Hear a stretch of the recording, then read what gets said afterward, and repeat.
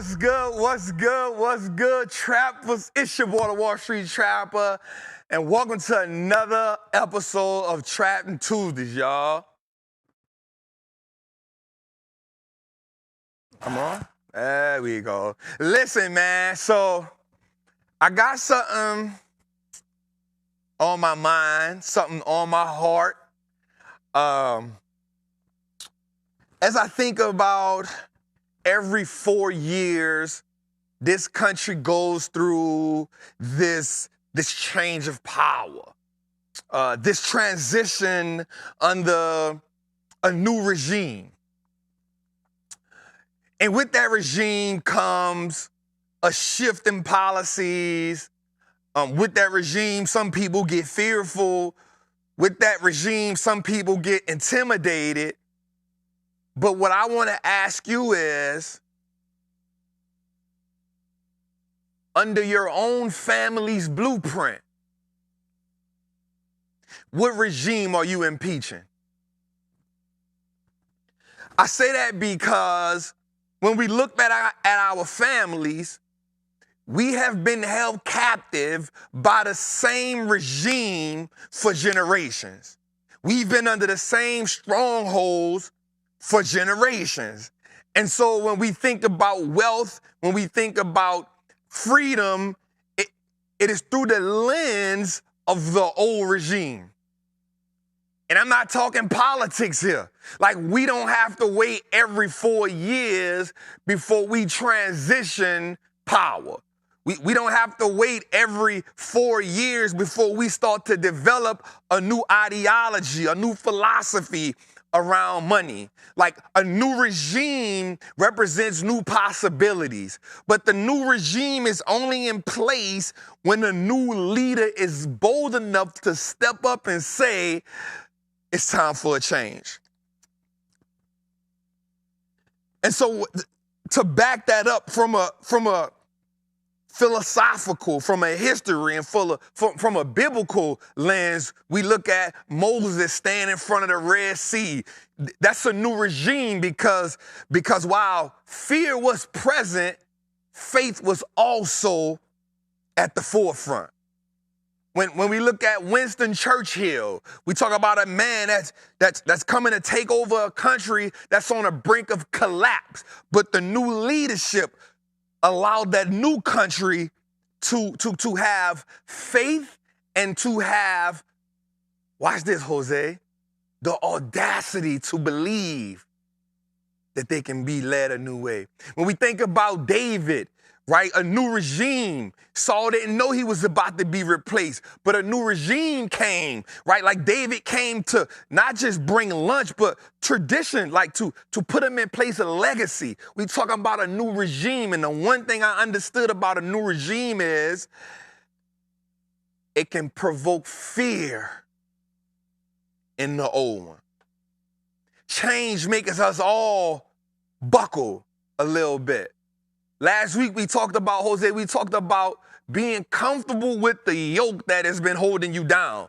Well, when you ask a person, like, are you ready to break the yoke? When you ask a person, do you really want financial freedom? When you ask a person, what does financial freedom look like to you? I promise you, for a second, Jose, they'll go quiet. They become a bit intimidated by answering that. Because when you truly say what the financial freedom looks like to you, watch this, Jose, your thought process now gives birth to the words that you speak.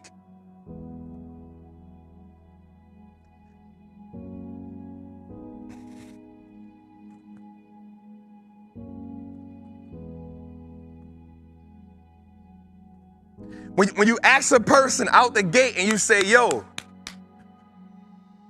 what does financial freedom look like to you? They hesitate for a minute. Because while they've said they want to be free financially, while they said they want to break free from the job, they never actually put the thought in place of what this financial freedom actually looks like to them. Because when you do that, you've now given birth to something that you're not held responsible for. We talking about a new regime, y'all. I'm not talking about Trump. I'm not talking about Joe Biden. I'm not talking about Barack Obama. I'm not talking about George Bush. I'm talking about you in your own leadership role. You represent the new regime. What are the policies and procedures, the processes, the systems, the government, the leadership board? What are the new things that you implement, not to make America great, but to make your last name great? Ha ha! Right? When we look at, listen, just listen, Jose. When we look at Donald Trump, we looking at a man who says, this is what America looks like to him. These are the systems, these are the things that he feels are necessary for him to make the country look like the way he wanted it look. Guess what? What do you have in your mind that makes you and your family look great? We get so caught up in politics. This ain't right. This is right. This ain't wrong. We start hating each other. We start not liking each other because of what you. But check this out. What can we do inside of our own? Like, watch this, Jose. What is the revolution that we have to have in our own family? Who we gotta unseat? What type of layers of trauma and what type of layers of thought processes that we gotta take away and impeach?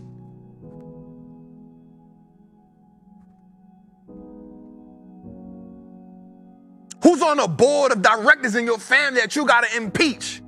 What traditions have you held on to that doesn't serve you, that hold you down? I remember me and my girl, Elena, she's a real close friend of mine. And I remember I was reading this book one time, Jose, and I ran across this story about a family with a ham. And she always tell me this, Jose. She always say, you gotta tell him the story about the ham. She been telling me this for 4 years. And the story was simple. I can't remember what book it was because I don't want to take ownership of it. But it was simple, Jose. One Christmas, a little girl goes to her mother. She see her mama baking the ham. And what her mother did was, her mother cut the ends off the ham. And the little girl said, Ma, why are you cutting the ends off the ham? And she said, I don't know. I got it from your grandmother. And she said, go ask your grandmother. So the girl went to the living room and she asks her grandmother, Grandmother, my mama is in there. She's baking the ham and I saw her cut the ends off and she told me to ask you. She said, Grandmother, why do we cut the ends off the ham? And the grandmother says, you know what? I got it from my mother, your great-grandmother. So the little girl goes, she asks her great-grandmother, she said, Great-grandmother, my mama was cutting the ham and she cut the ends off the ham. And she didn't know why. And she told me to ask my grandmother. And I asked my grandmother, and my grandmother didn't know. She said she got it from you. And so I'm asking you. And she said, well, I got it from my mother, which is your great-great-grandmother. And she was a slave. And so they didn't have room in a pot for the entire ham. So they cut the ends off so that the ham could fit.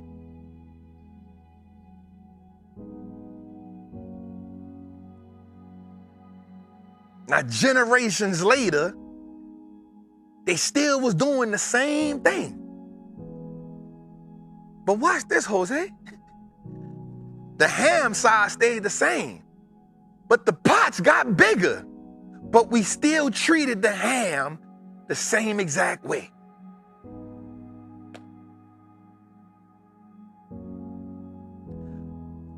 What traditions no longer serve you?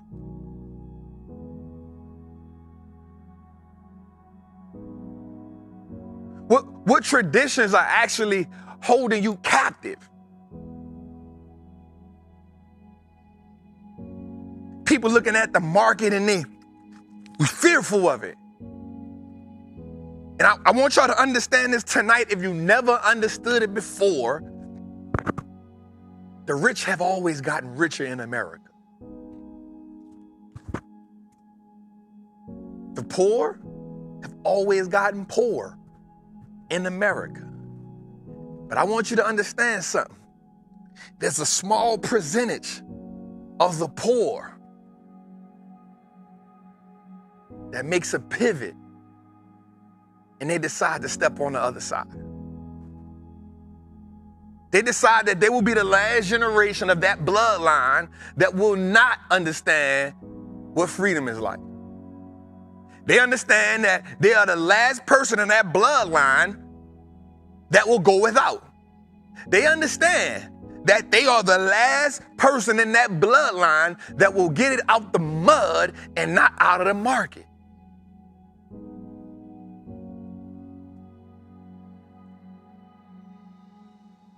So I ask you this question.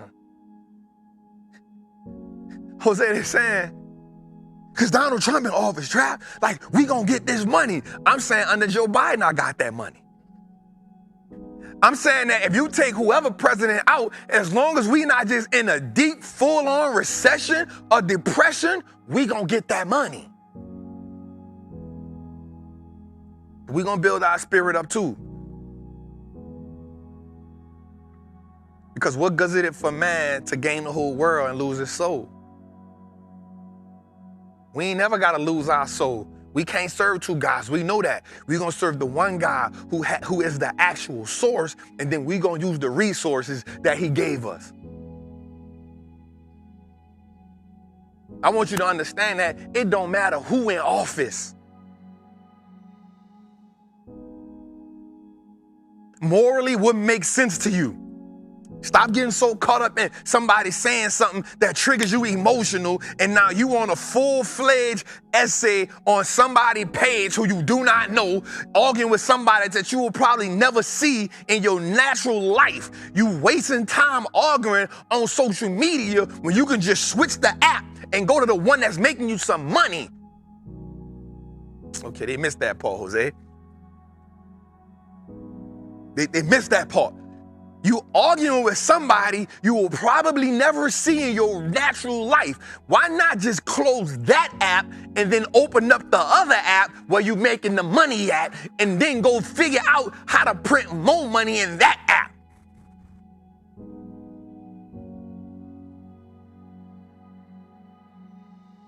Right? Like, okay, for the people that don't understand it, right? Like, stop arguing with people on social media and go to the money apps. Go to the E-Trades, go to the Charles Schwabs, go to the Robinhoods, go to the Coinbases, go to the apps where you make the money at, and then argue with the people that's trying to take the money from you. And when I mean argue with them, I mean put yourself in position with the plays that help you pivot and switch your perspective. Go do that. I promise you, if you spend more time on the apps that help you make the money, you gonna disregard the apps that's taking money from you. Because I promise you, every second that you waste is a second that you are giving someone else your money. I thought about something the other day, bro. And I said, I looked at a post I made, Jose. And in the post I said,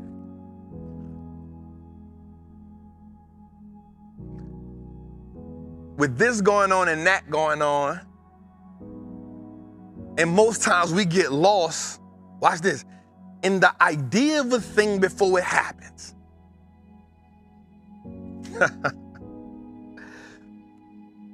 We get lost in the idea of what we think is about to happen, and then we start arguing with people who are, watch this, Jose, who are also arguing with us on an idea of what they think is going to happen.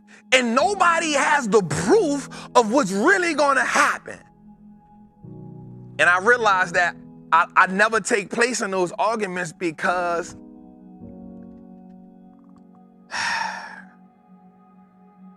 I'm looking at the world from a different perspective. What I've realized is that when you still starving, you operate from a starving mentality. You operate from a mentality where you feel like the world is against you. You operate where you always standing on edge.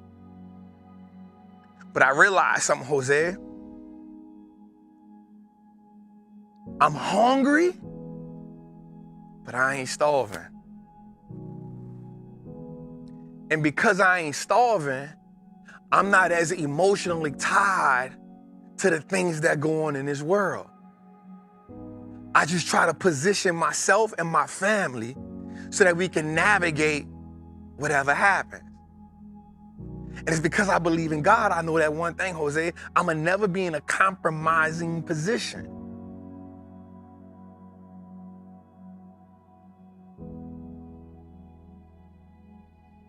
And I realized that. And so I had to be more empathetic. I had to be more empathetic for the people that was in a starving position, because I remember days when I was starving, bro. And when I was starving, I was on edge about everything, Jose. Because it's kind of hard to have peace when you're starving. It's kind of hard to have peace when you're starving. It's kind of hard to see the world from a different lens when you're starving. It's kind of hard to be laid back and peaceful when you're starving. It's kind of hard to be patient when you're starving. It's kind of hard to calculate 5 moves ahead when you're starving. It's kind of hard to give when you're starving. It's kind of hard not to take offense when you're starving. I'm operating under new regime. I'm operating from a place where I can be patient with life. I'm operating from a place where I can wait and let God talk to me and download the message. And then once the message is downloaded, then I can take action. Watch this. I operate from a place where even when I'm getting attacked, I don't get emotionally evolved. I can hold my peace. I'm operating from a place where I don't get offended. I'm operating from a place where somebody can have entitlement about what they thought I should have done, and I'll be more empathetic to what they saying. I'm patient to what they saying. Not saying that they right, not saying that they wrong, but I just understand the place in which you operating from. And the place at which you operating from is causing you to be emotional and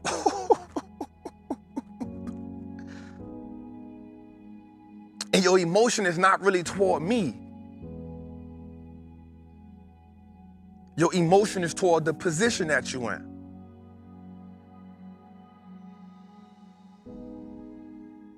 And so for me, the reason why I want so many of us to leverage this market the way that we supposed to is because the market will provide a sense of safety. Yes.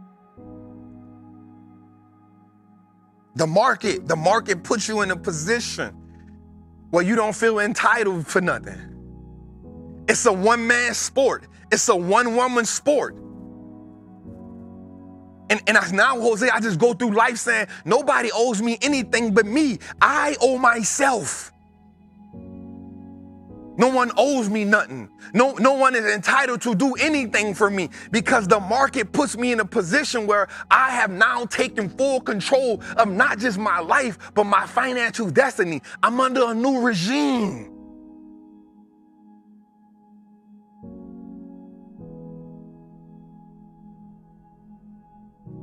I'm under a new regime.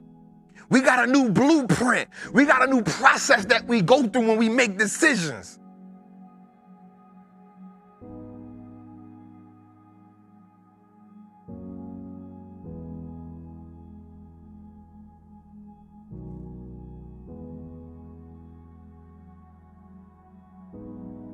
It's like the woman with the issue of blood, right? Watch this, Jose. All she really wanted to do was touch it. That's all she wanted to do. Watch this. She didn't feel like Christ owed her anything. He wasn't entitled to bless her.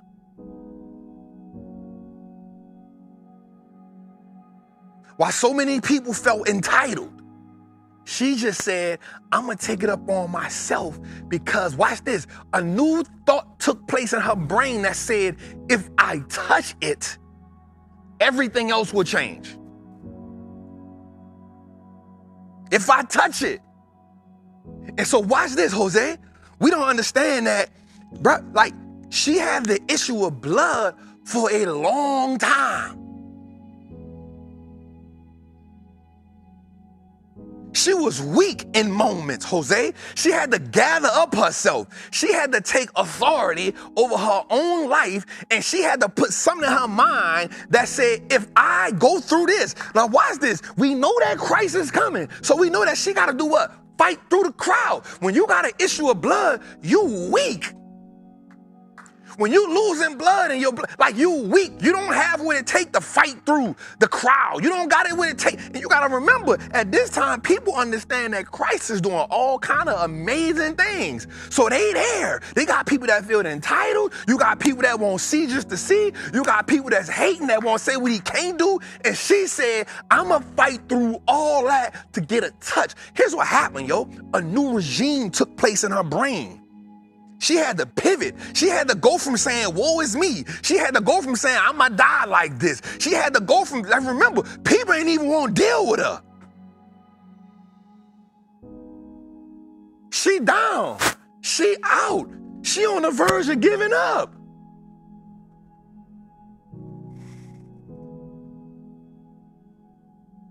But she went within herself. And she told herself, if I just touch it, if I touch it, something else gonna take over me. If I touch it, I'm gonna be cleansed. If I touch it, I'm gonna be right. If I touch it, watch this, Jose, the word that I really want, I'm gonna be healed. If I touch it, I'm gonna be healed. So why in her mind, she thinking it's all about the touch.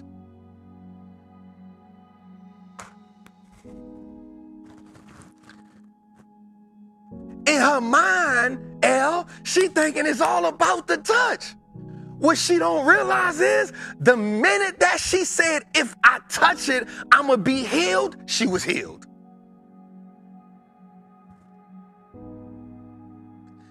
Because it wasn't about the touch. It was about the faith. It was about putting in the work. Listen to me.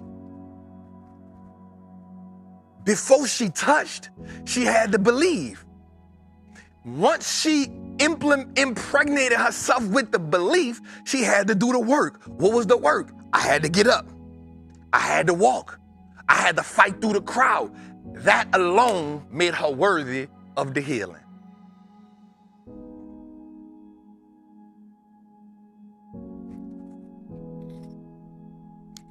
Okay, watch this, Jose. It's not about the touch, Jose. It's about the belief that helps you triumph. It's not about the touch. It's the belief that triggers the triumph.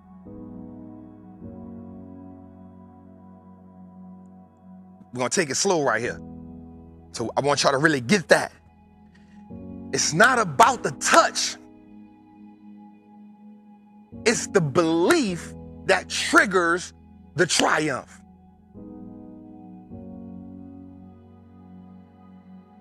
Watch this, Jose. The triumph positions you for the testimony.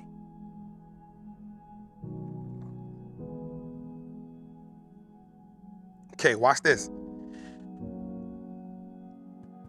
It's not about the touch.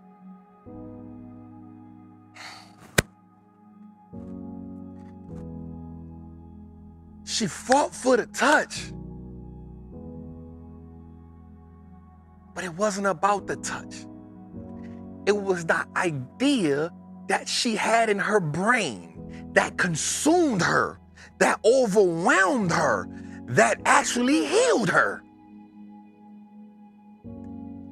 In her mind, she was like, yo, if I touch it, this gonna happen, this gonna happen, this gonna, okay, if I touch it, the blood gonna be right. If I touch it, I'm gonna be able to see the world. If I touch it, people gonna accept me. If I touch it, I'm gonna stop being an outcast. If I touch it, I can probably have babies. If I touch it, I can probably meet a man. If I touch it, I can probably get married. If I touch it, there's a new type of anointing that's gonna come on my life. If I touch it, she put so many scenarios in her head. What happened was she didn't even think about being sick no more. She thought about her life after the touch, before she touched him. She thought about her life after the touch, before she touched him. The belief triggers the triumph. The triumph positions you for the testimony. Okay, how does that make sense? Every time something happens in the world, watch this. Instead of your belief triggering your triumph, your belief in something wrong triggers your trauma.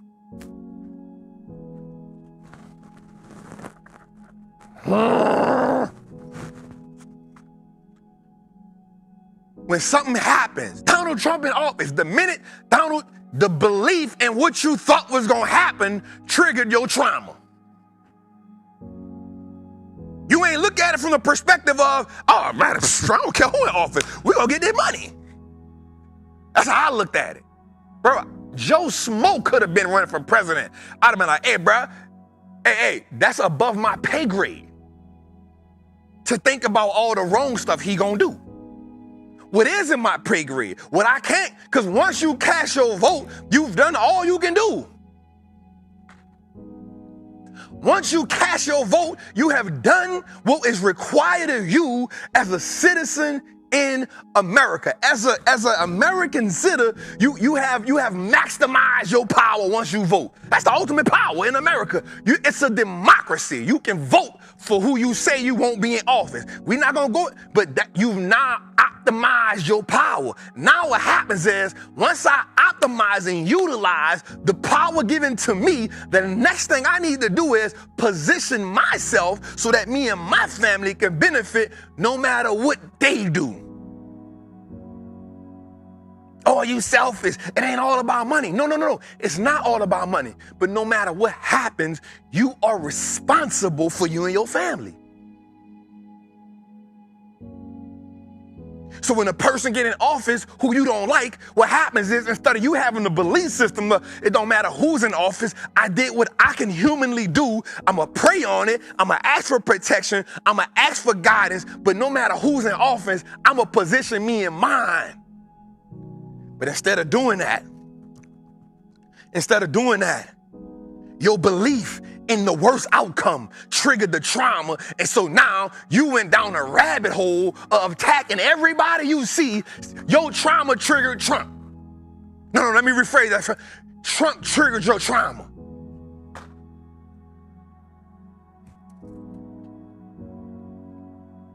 Trump triggered your trauma.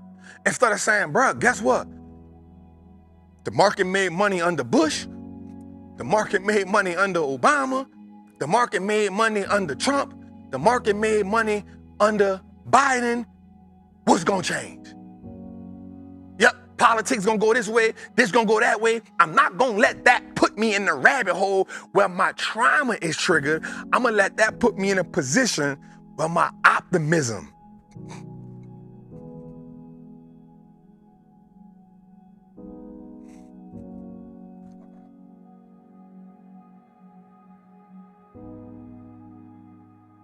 So from this day moving forward, y'all, we under a new regime. We under a new regime.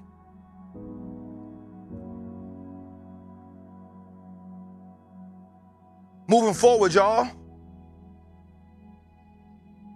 We ain't giving nothing the power to trigger our trauma.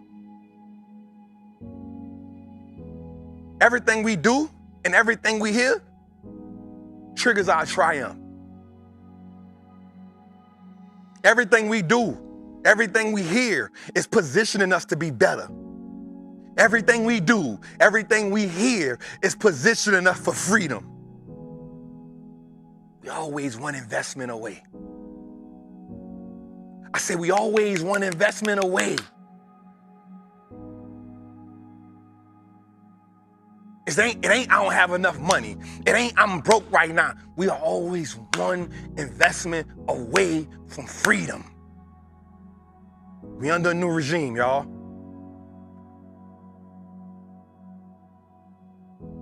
We under a new regime, y'all.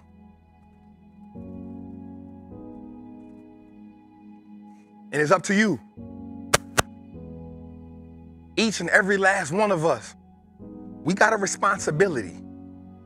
Not just as Americans, not just as Canadians, not just as Hispanic, not just as Australians,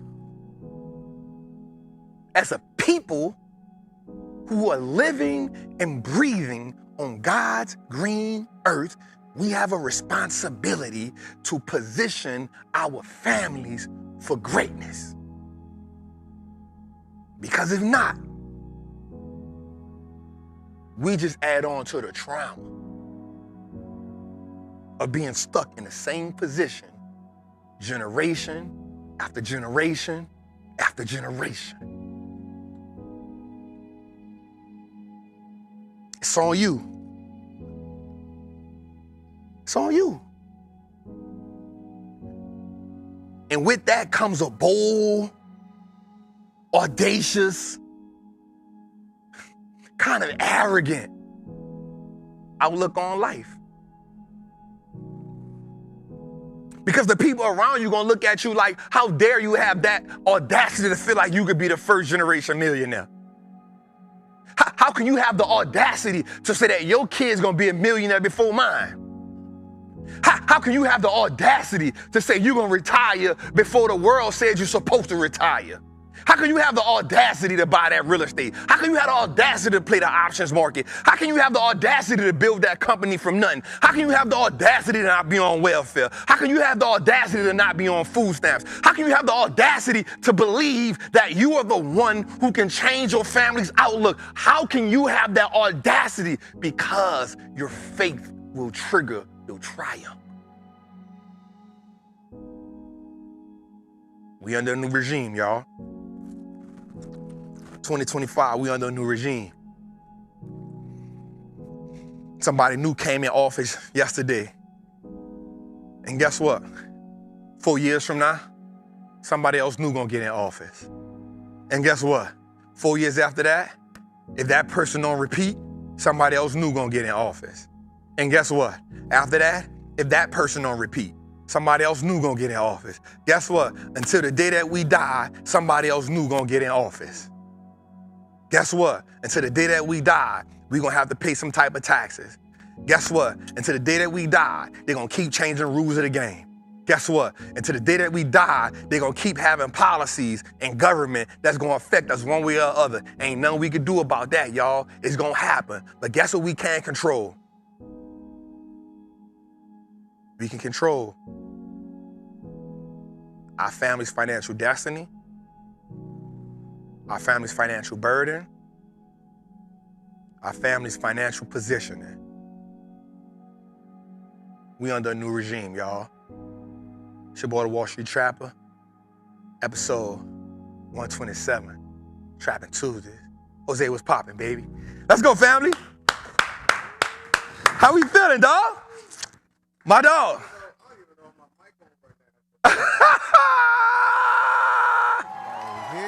Jose, how we feeling, bro? Golly, how we feeling, bro? I don't know what it is, man. I don't know if it's the building. Okay. The heat. Okay. But before we get started, though, we did Cali. I do want to pray for Atlanta right now. Man, I'm not playing with you, man. Bruh, the snow is here. Hey, I have another notebook in my office. Could somebody get it for me, bruh? It is here. But now you coming with a little bit of a, it is Black Hat Trap. Black. It is Black Hat Bro, Trap. where that come from? Black Hat Trap. You did that on episode something. And it was over after that. Huh? Every time you wore like the black hat, over. The Black Hat Trap? Yep, Black Hat Trap. That's new. It was over. How we feeling, man? We got It was eventful since last Tuesday. It's been eventful. Very eventful. Since last Tuesday. Jose, we got a new president in. Yep. How we feel about that? How we feel about that? Look, man. First off, if anybody got a problem with it after that sermon, we under a new regime. We under a new regime, but bro. it don't matter who in office. You know what I'm saying? We under a new regime. The regime is mental. We under a new regime. Shout out to Natasha Y. Phoenix for the super chat. Thank you so much. I appreciate you for that. Thank you, brother. I appreciate it. I got my notes for tonight's show on here, I think, somewhere. I thought I did. Damn, I done. Bro, you know I hate when I just like, I don't know where my... everywhere. Huh? Multiple notebooks, throw stuff everywhere. Bro, I hate when I do dead. that, bro. I done lost track of my dang on notes, bro. Anyway, we'll figure it out. Here you go. Got it right here. All right, so let's shout out our people, man. Mark Isaac for the super chat was good. Goddess Queen was good, beloved. Goddess was good, beloved. I Heart Me was good, beloved. Nick Joseph was good. That one guy was good. I Have a Story to Tell was good. Carolina Blue was popping, bro.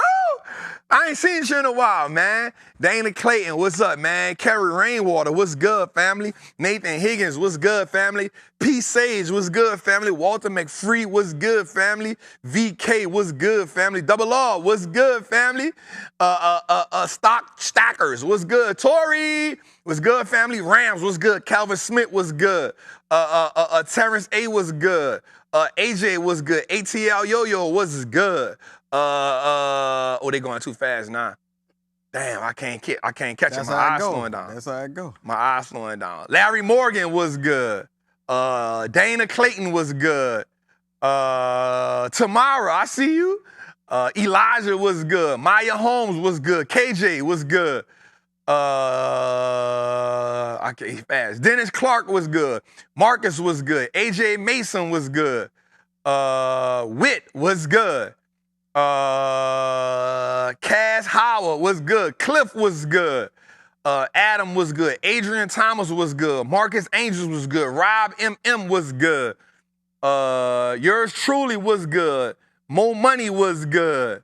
Marcus was good. Sean was good. Mr. Take Profits was good. I like that name. Shazam X, I see you, family. T Mac was good, man. Chris Carter was good, family. Trappin ain't dead was good. We out. Nah, you be getting them names because I can't see. I be snatching. I be snatching. Jose, we got 3,600 people in the chat. Yup, make sure everybody shared. Make sure y'all share it. Make sure y'all like it. I will say this, man. This year, we really want to focus on building out our audio. So, man, make sure y'all go on all podcast platforms, downloading what's going on. Jose, I haven't had a haircut in 3 weeks, bro.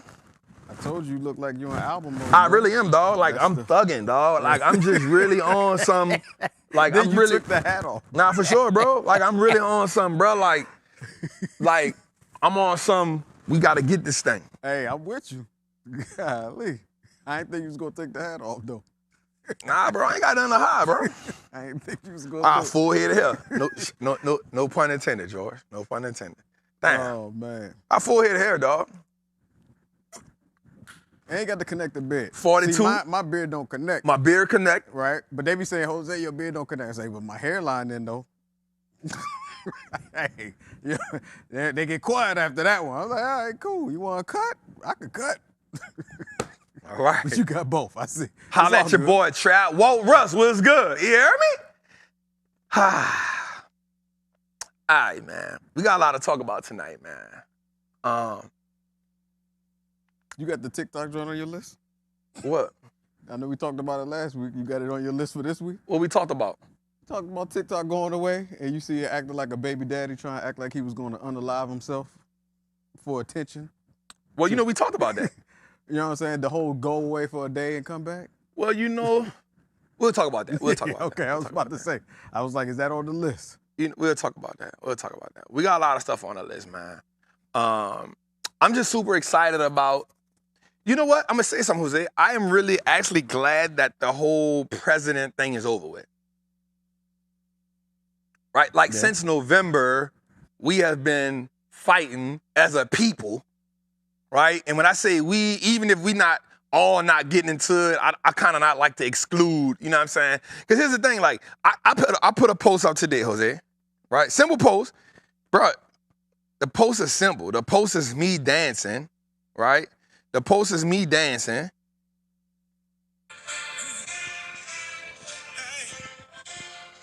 Hey, be careful with the sing with All it right, or my something. bad. You know what I'm saying? My bad. I put that Monetization. post up, and the post said, Trump first day in office, the market stood on business, Netflix stood on business. And people in the chat like, y'all find a way to glorify Trump. I ain't say nothing about what? Huh? Bruh. I didn't even say there was, I just said the market stood on business. I said, I ain't never say he was responsible for none of that. Maybe it's the dancing they try to say, oh, you dancing for Trump now. And it's like somebody say like, oh, y'all always find a way to glorify. And I'm like, bro, like, and I said, you got to get rid of that, yeah. You got to get that out your heart, fam. You got to get that out your heart. You either got one or two things. You got a couple things on your heart. The first thing is you hate that man. Bro, I don't got enough. Watch this. I got so much. I've learned something on this journey. And I'll be real with you. That you cannot give anybody that much control over you to where you hate them. That's wasted energy. Truth. Truth. It's wasted energy. You know how much energy it takes for you to hate somebody? Secondly, watch this. You got energy to hate somebody you ain't never met. Never. That's one. Second thing is, you mad that somebody making money. You got to get that out your system that when you see somebody making money, you got the urge to attack them. You got to get that out your heart, fam. Mm-hmm. You got to heal that financial trauma. Like my dog told me, I got to get that button that say, heal. I got to get that. I need that. Just the heal? Yeah, Heal. I'm gonna make that. My niggas, God please heal my niggas' heart. We got to get that. You know, you got to get rid of that. You got to get rid of that. You got to get rid of those two things. You gotta get the hate out your heart for somebody you never met. And two, and I'm not even talking about, you know, Orange Man. And two, you got to get that hate out your heart when you see somebody making money. You got to get that out your heart. Because more than anything, the hate is behind you seeing somebody make money than it is Orange Man. Because you in your life know you ain't never going to meet none of them politicians. You really hate to, and why? Oh, this is the third thing, Jose, that I think a lot of people have. Seeing somebody that look like them make money. Ooh, you better not. Man. That's a hurting feeling. Man. That's a hurting feeling. And we do screenshots every week? Bro, you gotta heal from that. You gotta heal from the fact that when you see somebody that look like you making money, that it offends you. You gotta heal from that. We gotta heal from that. Because we gotta heal from that. Yeah. You feel me? Heal my nigga. Hold on. I gotta call my dog right quick, Jose. I gotta call my dog right quick. He in Paris. Ah, that's why he ain't in the chat. He in Paris. Gotta talk to him right quick. He in Paris. You know what I need? I need a camera right here so I can. We gotta have an iPhone camera. Once we get everything. Yep, you know I need an iPhone that can be like. My dog might don't answer. What time it is? 8, 9, 10, 11, 12, 1, 2. I think he might be. Dang, he in Paris. Oh, Jai Turkey. But yeah, we got to get rid of that. We got to get rid of that, man. I think that, you know, one of the things too, Jose, is like, I remember like, I be seeing these things about women, right? And I've heard women say this a lot of times. Not so much men. just in this instance, where women don't like to see other women happy in happy relationships. Like men, we don't really be caring. On a cool, men be like, damn, dog, like, oh, there go my dog. There go my dog. There go my dog. There go my dog. There go my dog. Hey, that nigga sleep. That nigga sleep. What's up, dog? I figured that, hey, I'm on the show, I'm live. I'm live. I say, hey, my dog is in Paris. Niggas in Paris. Niggas in Paris. Come on. I just had to talk because it's Tuesday. Watch this, Jose. What? Is it Wednesday over there? Why is this, Jose? Is it Wednesday That over nigga's there? in the future. He in the future. Right. I just wanted to call my dog. Hey, y'all had the show tonight? No. We didn't perform tonight. It was Pharrell, menswear, Louis Vuitton fashion show. Yeah. Yeah. So first time, yeah. So everybody was out supporting Pharrell. Like always, it was an incredible show. Ah, okay. Got to meet Wembanyama. I don't know who that is, bro. Yeah, you do. It's the #1 in the NBA. New York, hottest young boy. Oh, Slim. Wembanyama. I know who you talking about. Yes. Come on, Yes. Bruh. Yeah. Brother. He walked in with a whole bunch of 6'4" bodyguards. He 7'5", looked like he had babies guarding. Hey, when the tour start in America? Tour start in America on March 7th. And guess where we starting at? Well, Stop playing with me. Where you from? I'm coming. I'm in the building. We need links. Heal my. Hey, listen, bro. I need you to Actually, we need the acapella for Hill. say you need. Oh, I need 2 things from you. Yep. First thing I need is links to the show because my people won't come. Yep. So when you send me links from the show, I'm gonna put it in the link because me and my people, like the trappers, won't come. We supporting. And 2, we need the acapella for heal because that's gonna be one of my buttons. Like when I say something, I'm gonna press this button and it's gonna go heal. Yeah. I need that. All right, bro. I love you, dog. I talk to you, dog. I love you, fam. That's my dog. That's my dog. Say, me and Toad talk every day. Multiple times a day. He come, be like, give me the beat. Give me the beat. Give me the beat. Anyway, let's get to it, y'all. So we got a dope show coming up, man. We got a lot to talk about. Y'all know I have moments where I just think about my people like that, man. We definitely I'm gonna go to multiple shows, man. Like if you've never seen Toad perform, like he is a big ball of energy, y'all. If y'all haven't checked out his last album, it's definitely one of my favorite albums. It's like, you know what I like about it, Jose? It's like gospel and like real nigga music. You know what I'm saying? Like I love it. Anyway, let's get into the show, man. Let's get into our mantra. Y'all know that, man. I think we have a dope show tonight, y'all. If you're new here, welcome. Thank y'all for sitting through an hour of me just talking crap and having fun. And let's get to the show, man.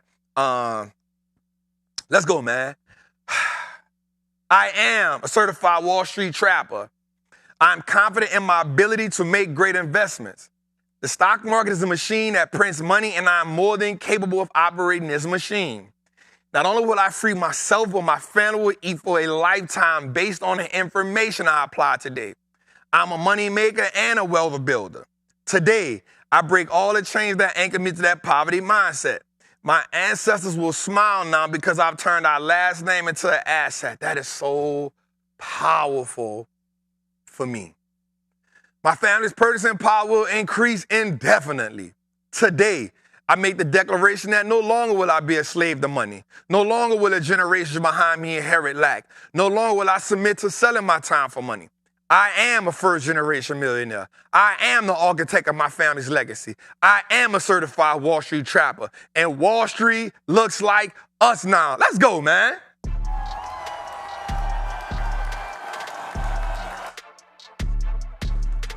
I like it, I like it, I like it, I like it, I like it. I like it, but I like it. But I like it. Come on, got a little acapella in me, Jose. But I like it. What song is that? What song is that? That's me. Oh, But that's I you. like it. Come on, Lenny Williams. That's the one I know that. I love it, baby. Hey, that boy crying on that thing right there. Keeps me That going joint right on. there? Oh, baby, I'm glad I found you. I just love to be around you. Oh, baby, you've been so good to me. Oh, baby. Keep going.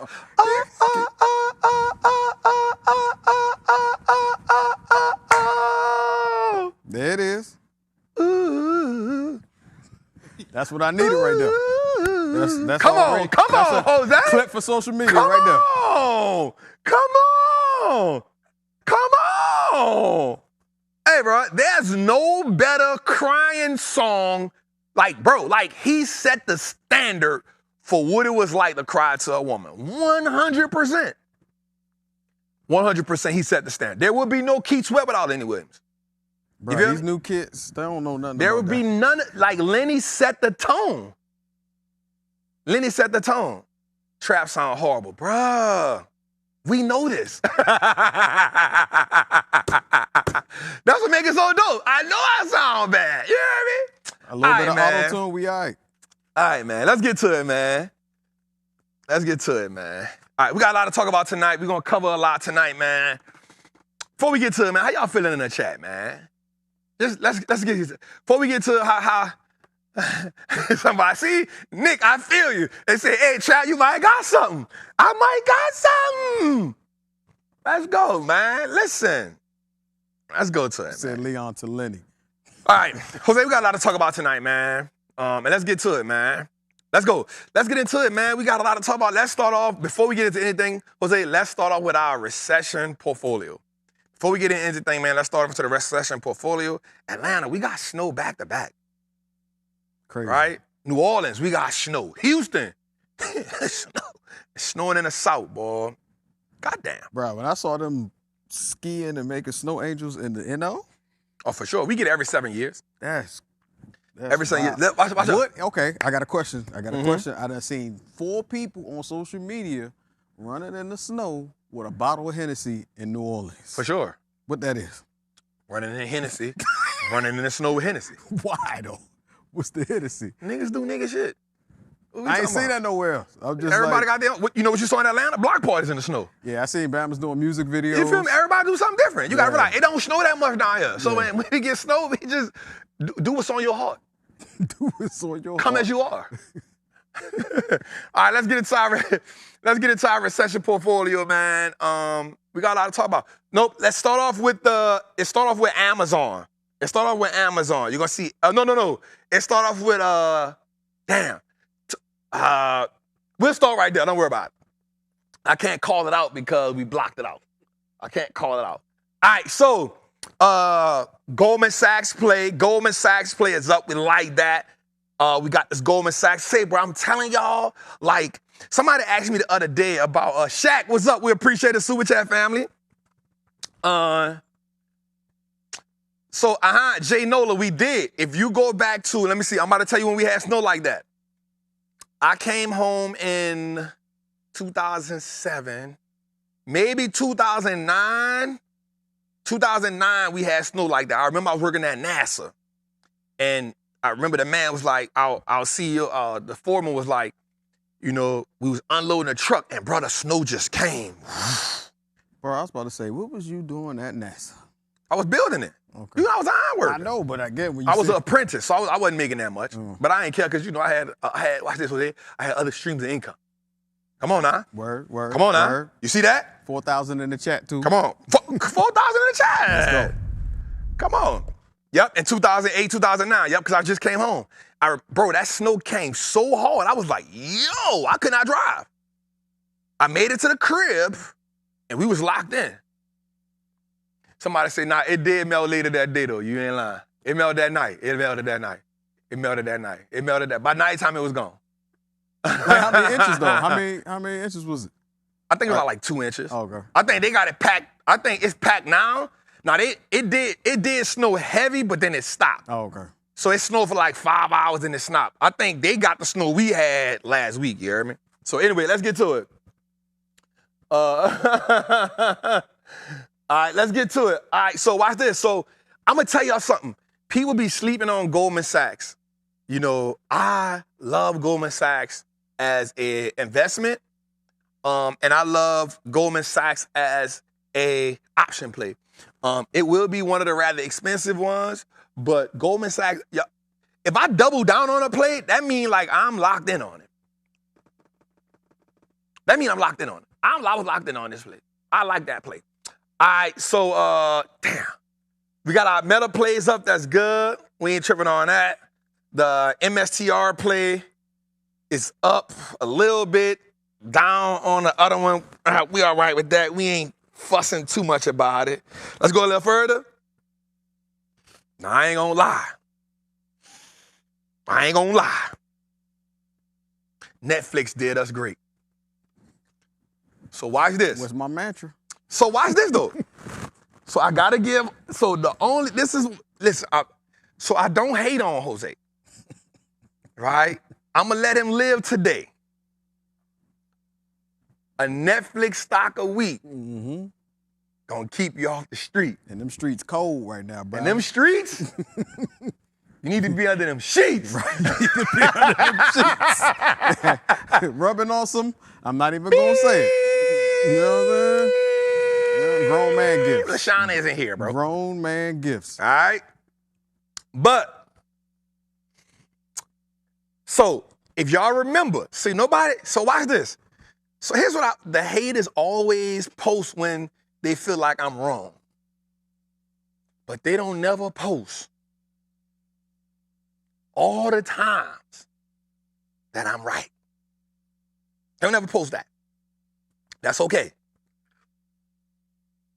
Beyonce concert. When they had the football game before the concert and the football game. It wasn't a halftime show, it was a Beyonce concert. I made a post. And the post said, Netflix about to go crazy.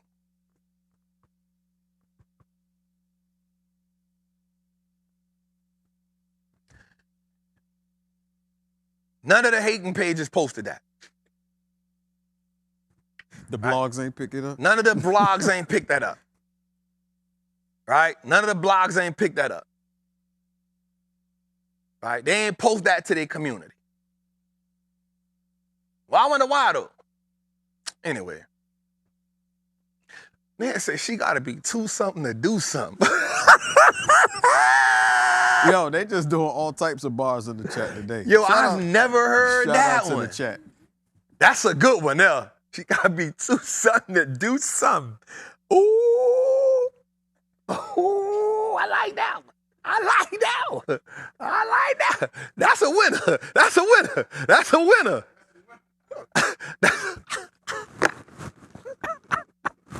Bro, y'all crazy. All right. So, but watch this though. So we put in a play.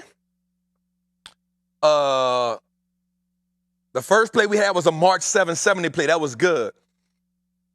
Then we put in the Netflix 940 play. Now today the play made $4,000. But watch this. The play went up as of right now. So first of all, we're going to talk about it too. We're going to talk about it a little later. But right now, the play was up 114% after hours. I mean, it was up 14% after hours. It was up $114, right? So right now, it's up $122 after hours. I want you to understand that. That's a 15% spike, y'all. In the options market, that's gonna go crazy. Listen to me. I'm gonna tell y'all something that I'm gonna pray that this don't happen. I pray that Netflix do not do a stock split. I pray that Netflix don't do a stock split. Here's why. And I've told y'all this before. Every time a stock do a stock split, it don't perform the same. It don't be performing the same. It be watered down, bruh. I don't be liking that. So we put the play in the Patreon. Now, I will say this. A lot of my Patreon members got in on the play. You know, a lot of them got on it. And I ain't gonna lie, the Netflix play was a little like, it had a pretty penny on it, right? It had a pretty little penny on it. I had wrote something down, Jose, that I really wanted to say. And it was, when I wrote this down, it said that Netflix had got down to $200. Now watch this. This was the year 2022. It was a $700 stock. Stock dropped all the way to $200. I said Meta was a $98 stock. Amazon, a $90 stock. I said, hey, they cheap. I said they cheap.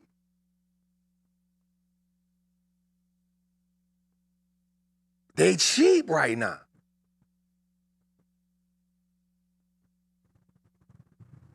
You feel me?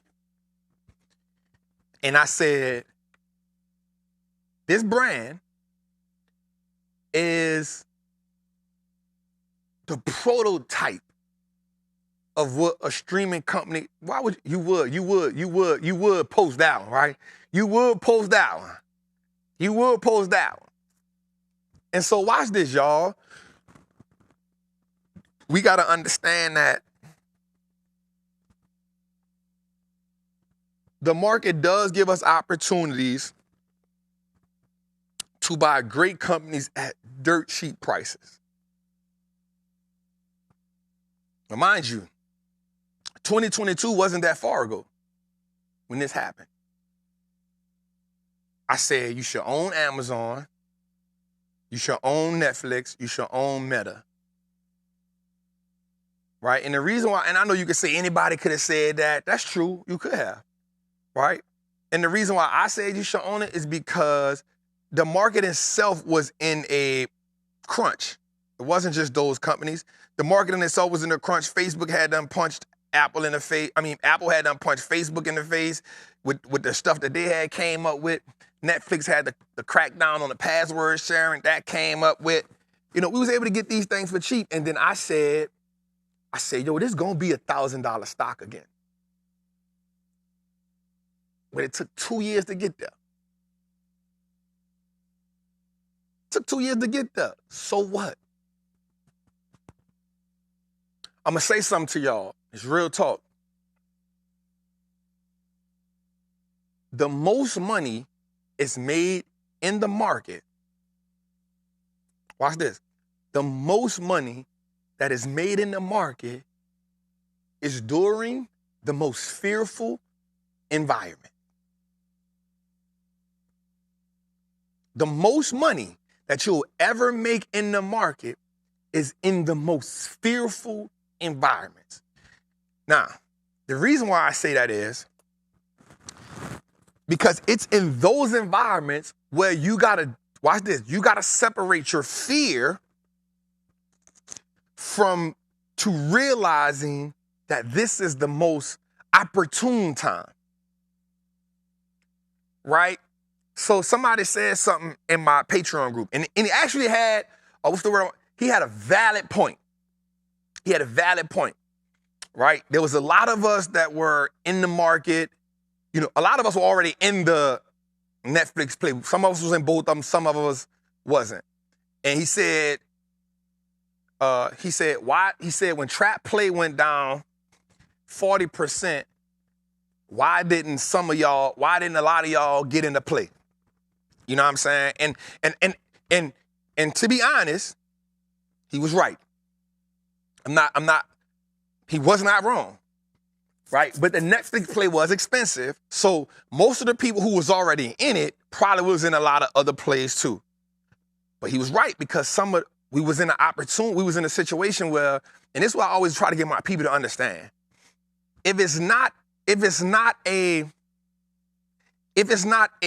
industry event and it's not a company event, then when that stock goes on sale, that's an amazing opportunity. Okay, let me say that again. This is a teacher moment right here, right? When it's not an industry event or it's not a company event, then the whole market is on sale, right? We lost on the Eli Lilly play. Watch this. That was an industry event and a company event. Here's why. The company missed earnings, they lowered guidance, and the thing that had caused the company to run up, because we made a whole bunch of money on it, was the same thing that they said, hey, we not doing this. And the market was like, and at the same time, the other weight loss company was going down because of some stuff they had, and then other stuff in the healthcare industry just was sliding. So that became an industry event that we had to say, all right, yo, I watched it long enough. Let me just cut the play. You feel what I'm saying? I'll just cut the play. It is what it is. I'll take the loss on it. We'll make it up another time. Wasn't tripping on it, right?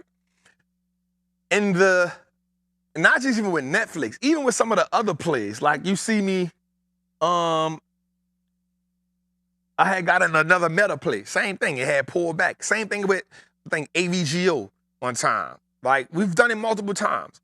If it's not a specific industry event, a company event, and then we got to understand what is the company event, then we will make it happen again. You feel what I'm saying? And so he said something, like I said, he said something that was real dope in the chat. He said, but I said something to him in the perspective of, I said, listen, don't be so hard on him. You know what I'm saying? Like, don't be so hard on him because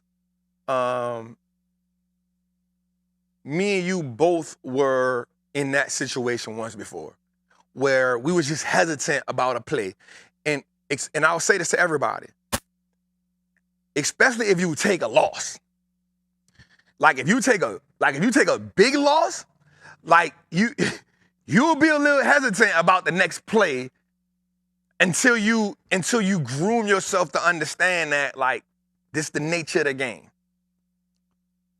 You know what I'm saying? Like, this the nature of the game. You know what I'm saying? So he wasn't wrong for that. 100% he wasn't wrong for saying that. I just wanted him to give him a little more grace. Because, he a little boy more experienced than them. You can tell by the way he maneuver in the group, and I'd be okay with that. I just always want to be I just don't ever say you poor. Don't ever say you poor. Just say your money wasn't situated enough yet to get that play. Don't never say you poor. You know what I'm saying? But again, he wasn't wrong at all, because it's kind of like my guy Lieutenant Casey, who in Trappers Anonymous, right? Like I always tell him, be who you are, but just give him a little grace. Right? He always tell me like, man, you so cheerful. And the reason why is because I could be dark. I come from a dark situation. You feel me? But in business, I'm not like that. But what happens is I understand that I'm so grateful. And what happens is we gotta learn to lead people with empathy and grace. Because we want them to take the game. And Lieutenant Casey has an amazing perspective on the market. He's been rocking with me for a little while, so I'm pretty sure he's learned something from me. He's a great book reader. He got some military experience. So he has a perspective on life that I totally agree with. But I also understand, like, we not in the military. And you're trying to get people to be confident about money when they weren't always as confident about money, right? They may be confident in their clothes. They may be confident in their weight. But I can promise you that 75% of Americans aren't confident in their financial position in this world. And that's whether you making 5 figures, 6 figures, or 7 figures. You feel me? So for me, I always try to lead all of my groups with grace and with humility and with a sense of joy because I love that they follow, that they, I don't want to say follow, that they seek out my leadership. And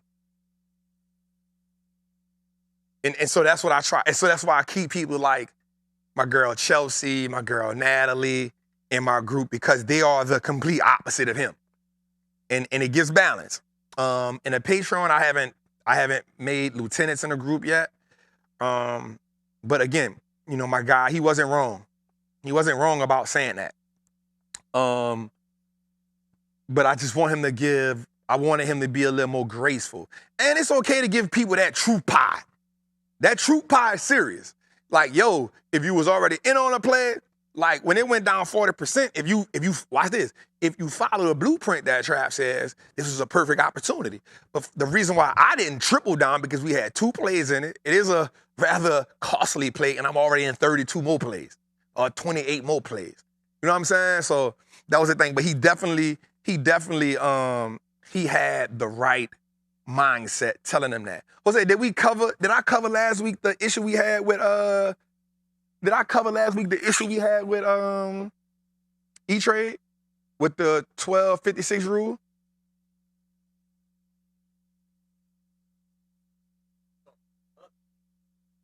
Okay, so let me let y'all know something. So in my Patreon, I don't know if I said it last week, but I'll say it again right here. In my Patreon last week, we had an issue where this SMH play right here, this SMH play, yep, it was last week, yep. So this SMH play right here, it's a March 21 call, 2025. Like you see right now, I'm up 20 grand on that play. Last week, I was only down, ooh, this is good. Last week, we was only down $400 on that play. Right, so in my group, oh, I addressed it in the Patreon. Okay, cool. Let me make sure I say it here. Thank y'all for my Patreon people telling me. So this Netflix play right here, and go a little further, and that XLK play. So the Netflix play and the XLK play. Go back. Okay, so I was only down $400 on that play last week. And then I don't know what the percentage was. And so a couple people in the Patreon group kind of fact check me. You know what I'm saying? You know, I gotta leave with grace, man. You know what I'm saying? Like, I gotta leave with grace, man. And it was like, say Trap. And here's the thing. I wasn't mad at him. Like, I wasn't mad at him. But I do ask that we have a little bit more trust in me that I ain't gonna play on you. You know what I'm saying? And so they were like, say Trap, bruh. Man, you know, I'm looking at the SMH play on the show, and you was only down $400. How you only down $400? And I was like, I don't know, bro. Like, I'm only down $400. like, I don't know. You know what I'm saying? But I kept seeing people in the group like fuss about being down on the SMH play. I was like, damn. Like, I would look at my play and be like, damn, it's only down like 2%. Like, why are they making this big deal? Like, we've been down more. But I just thought it was most of the time it's the new people in the group. And I'm not saying that the new people are wrong. They haven't acclimated themselves to the mindset and the energy in the group of, you know, we gonna navigate through this play. We gonna navigate through it. So I was like, yo, why are they tripping on being down $400? Like the percentage, I mean, from a percentage perspective. And so I said, it was like, yo, like, we got them to play at 19, because I always say what I paid for option play.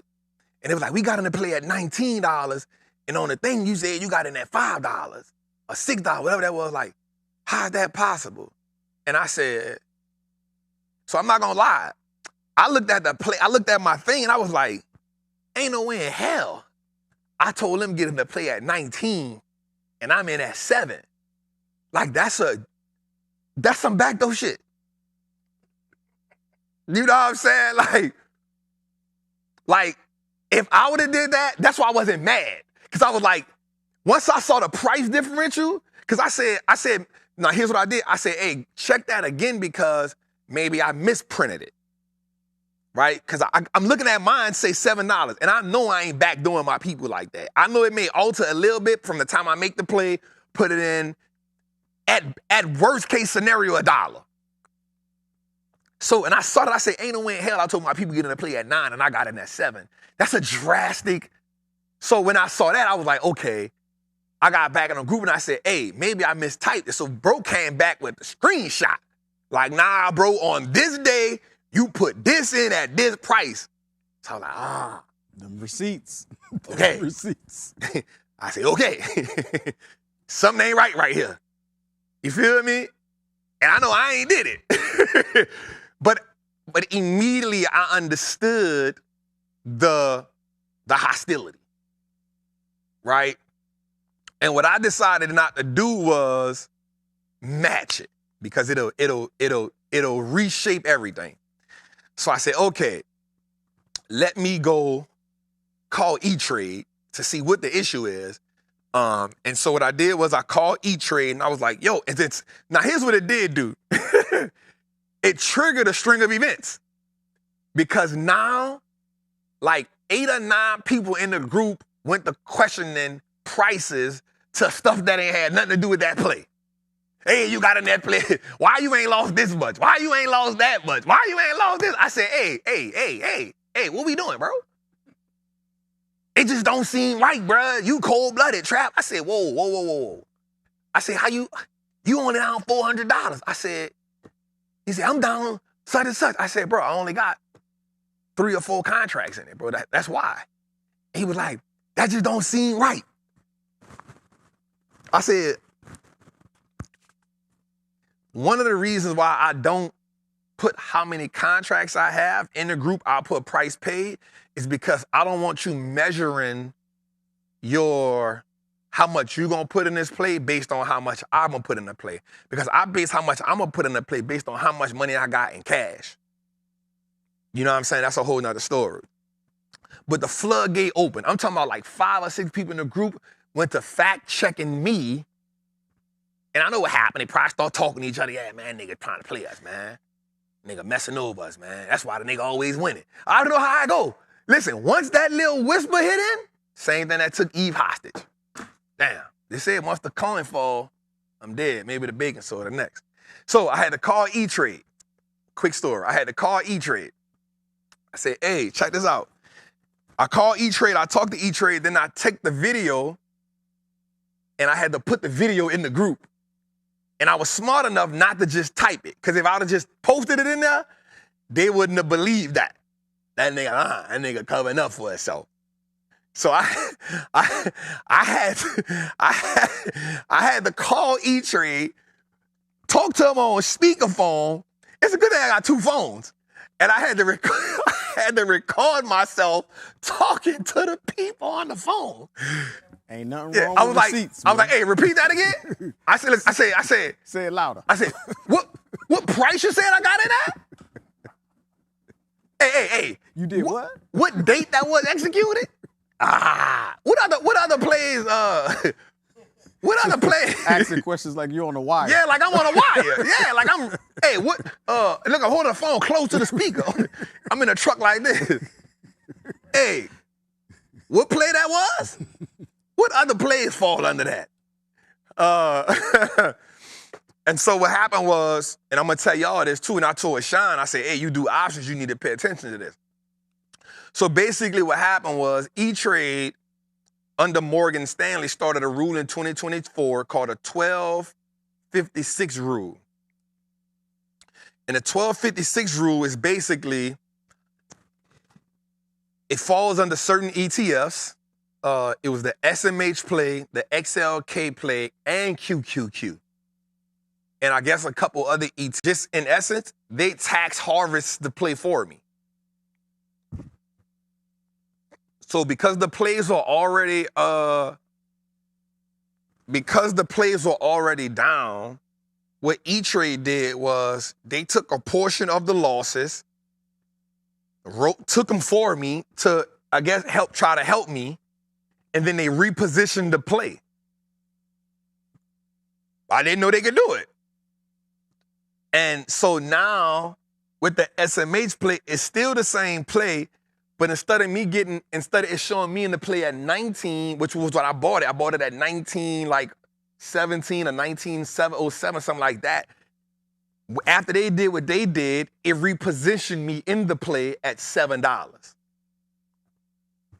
So they took some of the L off the play, helped me use it for a tax write-off, and repositioned me in the play. And they did the same thing with the XLK play. So if we got in at $6 or something like that, E-Trade, like they repositioned me in the play. Now, I'm not gonna lie. I never knew that they even did nothing like that. Jose, we got 5,000 people in the chat. Yeah, I see. Now, my question is, will smaller accounts get that same privilege? Yeah, because some people hit me up and they was like, hey, Trap. Actually, one of the queens hit me up and said, Trap, this is what I was telling you about a couple months ago that they was doing. But I be getting so many things, so I didn't know it. So if you were trading the options market, and then once I posted the video, people in the group was like, man, I was wondering why that happened to me, And so that kind of like cleared the air in the group. You know what I'm saying? It was like, okay. Trap is good for it. You know what I'm saying? So I wasn't mad at him because it looked shady. Like, bro, we got in at 19. You on the show talking about you got in at 5. Nigga, what's how you got there? So just want to let my people know, man, I wasn't mad. Everybody in the chat right now, we had 5,000 people in the chat, man. Man, definitely get the likes up on the play for us, man. Jose, that was a record right there, huh? 5,000 people in the chat is our record. I said that too. We hit 5 on your 100. Because that was on your... on the 100. Yeah, but episode 100. That was a special event. Yeah. That was a special... shout out to the queen. Shout out to Nat. We back at 100 with that, dog. Shout out to Nat. Let's go. We love it. So definitely, I want y'all to just pay attention to that. If you have an options account, was that the same with OIH? I don't know. I don't remember him doing it, so I don't know. So if you don't understand what the 1256 rule is, call E-Trade so that they can help you understand. Now, here's the thing. I don't know who all does it. I do know that E-Trade does it, and I think Charles Schwab does it. So if you don't know what it is, call your broker, ask them, do they do the 1256 rule? And if they do the 1256 rule, ask them what does it account for? So I just wanted to put that out to y'all so y'all can see. Shout out to my people in the chat that really share this live. Shout out to my people that put it in. Different brokers also offer different prices as well. I compare Webull prices to Robinhood prices and find difference. Oh, that's for sure. Robinhood prices are going to be different than everybody. All right, so here's the plays we in Netflix. Netflix, again, right now, Netflix is up $122 after hours. We love it. Tomorrow, Jose, I'm going to put that post up because I said that. I said after that, and here's why I knew this was going to happen, Jose, before we get to it. I knew that after they streamed those football games, correctly and did the Beyonce, I knew it. They done put pressure. Now I'm going to say this. I think that everybody should own Netflix. I said it again. I said it before. I think everybody should own it. You know why? Because, watch this. This the last time they going to show their subscribers, too. All they focusing on now is profitability. You are now watching. So watch this, Jose. We're watching the world evolve right in front of our eyes. The number one way to make a whole bunch of money is to watch the world evolve in front of you, like and be a participant in the evolution. We got to be a participant in the evolution, Jose. All right, let's go a little further. Go a little further. We called that one out already. Here we go. So the two plays at the top are the two plays that we added last Thursday. We added those plays last Thursday, so they're doing pretty good. Then we got our ANET play. We got our App Loving play down. AVGO is up. American Express is up. Costco is fighting back, and then CrowdStrike. So far, and I want to let everybody know that, and people always think that we do leap options. And I want y'all to understand there's 3 different ways that I play the game. So for me, leap options, it start at 12 months, but I call them, I say 10 months. Anything 10 months or out, 10 months to 12 months is a leap option. For us, we do swings, which are you'll see some of the plays we might be in might be at 4 months. So for me, it's 4 to 6 months is a extended swing, because most of the time your swings are out maybe 30 days, 60 days. So we do it, and again, it's just my own personal breakdown, right? Like you call it what you want, but it's how I understand my game, how I understand the game for me. So we do 6 to 8 month trades. 4 to 6 month trades, that's an extended swing. 6 to 8 months, 6 to 9 months maybe is a deep swing. And then 10 months and beyond is a leap for us. And they vary. So again, we go, 4 to 6 months, that's an extended swing.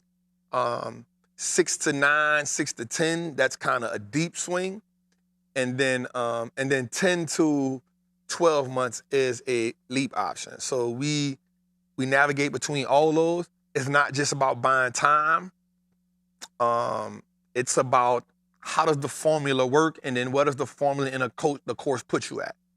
And so that's it. I don't do deep in the money plays. I don't do in the money plays. By the time you see it, the play look at like it's in the money. Like you look at this ANET call for February 21st. It's a $95 call. As you can see, it's up $150,000. Well, you'll be like, well, Trap, you bought that in the money. Actually, no, we bought this way in, I think, freaking November. We bought it in October, November, something like that. You know what I'm saying? So that's how we play the game, man. That's how we play the game. So anyway, we got App Loving, we got AVGO, AXP, Costco, CrowdStrike. So the options portfolio really doing good. If you want to come join the Patreon, check us out. We are a group of investors that enjoy making money in the market. I'll say this, and I'll say it to anybody. I am not 100% on all my trades. We do have a winning percentage. We average about 70-something% on our plays, which means there is a 30% chance that you'll lose a play. I can't say which play is going to lose because I go into every play with the idea and the philosophy that this play is going to win based on the formula and what we do. The one thing I cannot teach, and I'll just be real with you, is how to feel when you lose some money. Now, what I do in a group, I do feel that I do know the importance of when a play is not going right and we losing money. I know the importance of me being in the group a little bit more. When we are making money, when all the plays hitting on all cylinders, I don't probably got to be in there as much because the group kind of tends to do what it needs to do. And so, I don't day trade. If you come into the group, I don't day trade. I only trade based on opportunity. The XLK play is up there. We showed the XLK play, fam. I didn't get rid of the play. It's up there. We showed it before. I think it's only up a couple dollars. I don't day trade. So if you're looking for me to trade every day, it's probably not who I am. They do have some dope communities out there that day trade. But that's not me. It's not how I play the game. I don't think you have to day trade. I think that if you put a couple plays in, this can keep you right.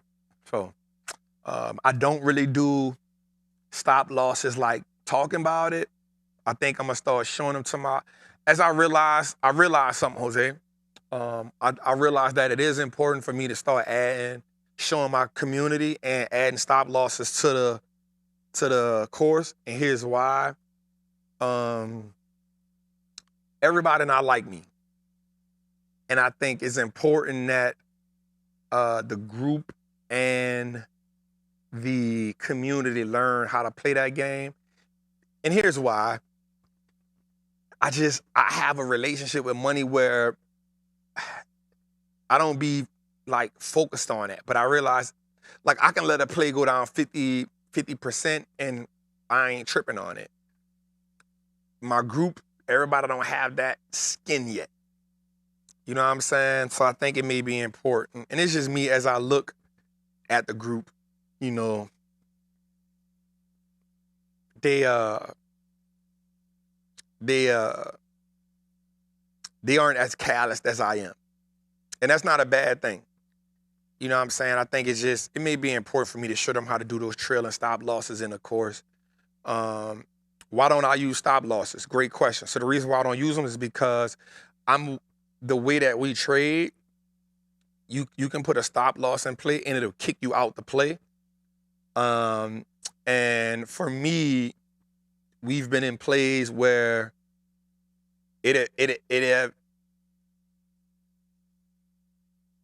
but I need to show them how to execute it. For me, the stop loss will kick me out of play when I probably didn't want to get kicked out. You know what I'm saying?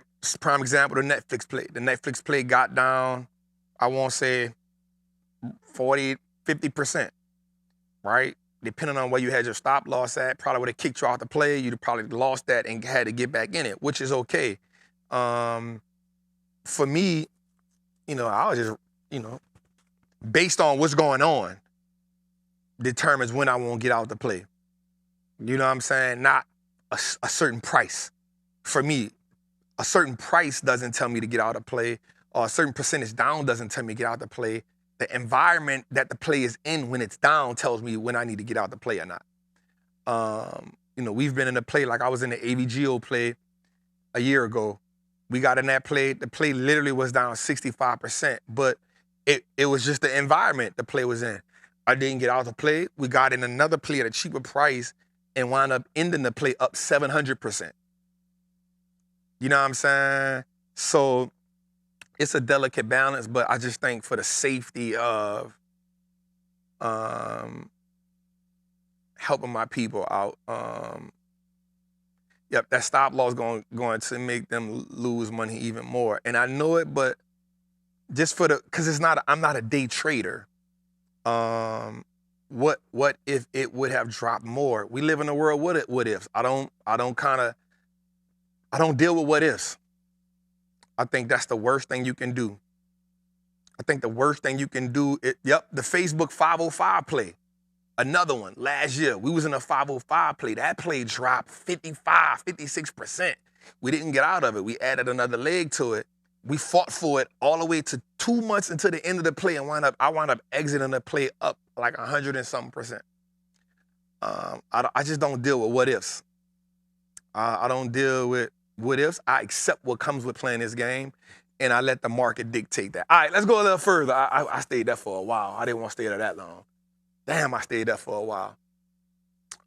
Let's go, man. We got the Freedom Index. I can't tell y'all the plays because I have to go a month. I have to go a month with this. And so here's the 4 plays we put in to start off the Freedom Index. You know, that's where we at. So let's go a little further. Here's where we at right now. The Freedom Index is down almost 1%. We got right at $500,000 in cash sitting on the side. I think I want to at least spend about another $200,000 over the next 2 weeks. I want to probably drop about a 200 in the market. I want to drop about 200 in the market, Jose. But I'm going to be patient, though. I'm going to be patient. I know the market going to give me a good opportunity. I don't want to do that. So anyway, let's get to something, man. Let's go, man. Let's get to it, man. We got some stuff to talk about, man. All right, roll us in. Heat index, we see that. Big shift. 5.6 million calls, 4.2 million puts. Big shift in that. We see that with a put call ratio of 0.75%. Not bad. We like that. That definitely says that the market has shifted. Let's go a little further. We can see the fear and greed index, the market as in fear, but maybe at 41%. So we saw the market getting a little bit more confident, especially with Donald Trump not being as aggressive with the tariffs as they thought, saying he's going to walk into them, not do them all at once. So he did say that he have Canada and Mexico on his list. So we definitely need to just be mindful of that. And he's talking about giving them 25% tariffs. That's insane. More than the 10%. Let's go a little further. Here's our heat index, man. Apple, man. I still believe an Apple stock did keep the poverty away, but everybody knows that I do not. I very seldomly do Apple options calls. I very seldomly do Apple options, man. It's just, the way they move, man. Anyway, we see Amazon was up 2% today. We see Lilly got 2% today. United Healthcare got 2% today. Goldman Sachs 1.some% today. Visa, MasterCard, American Express, crazy today. AVGO, ServiceNow, KLAC, AMAT. We had just a big day in the market today. Big day in the market today. All right, let's go a little further. All right, so let's talk about something, y'all. The market under Trump from 2017 to 2021, which was 2018 when he came in, to 2021, we had this is everything in totality. The Dow Jones, 58 plus 58%, the S&P 500 plus 70%. Here's my question, Jose. Do you think Trump will the market repeat this performance, or will it not live up to the hype? I think it's going to repeat. Actually, it may do better. Right? So under Trump, from his last presidency, and he got impeached last time, too. That's crazy. He got impeached last time. He got something to prove. I just thought about that. Do you think he got something to prove? Yeah, I think, just to be able to say, I did, under my administration. Yeah, well, every president do that. I know, but him, I feel like he got a tattoo on his back. He's staying on it. President, we've had the strongest stock market than ever before. The guys are great. You've had the strongest stock market. The stock market is strong. S&P the economy is strong. No other president has done the things that I've done. You had the strongest stock market ever. The S&P technology companies are great. The American people are strong. This is the golden age of America. Hey, bro. Hey, bro. His freestyle be just... Say his His freestyle is crazy. Like I said, this is going to be an entertaining This is the strongest 4 years. economy. The American economy has never been this strong ever before. No other president before me has done such a thing. This is unprecedented times. This is the golden age of America. This is the golden... I'm trying to figure out where the joint went. You almost got a little bit of Ethiopian or something. This is the golden age of America. The American economy has never been this strong ever before.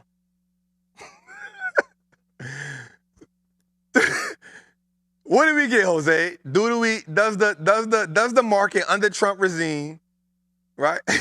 Does the market under Trump's presidency repeat this, or does it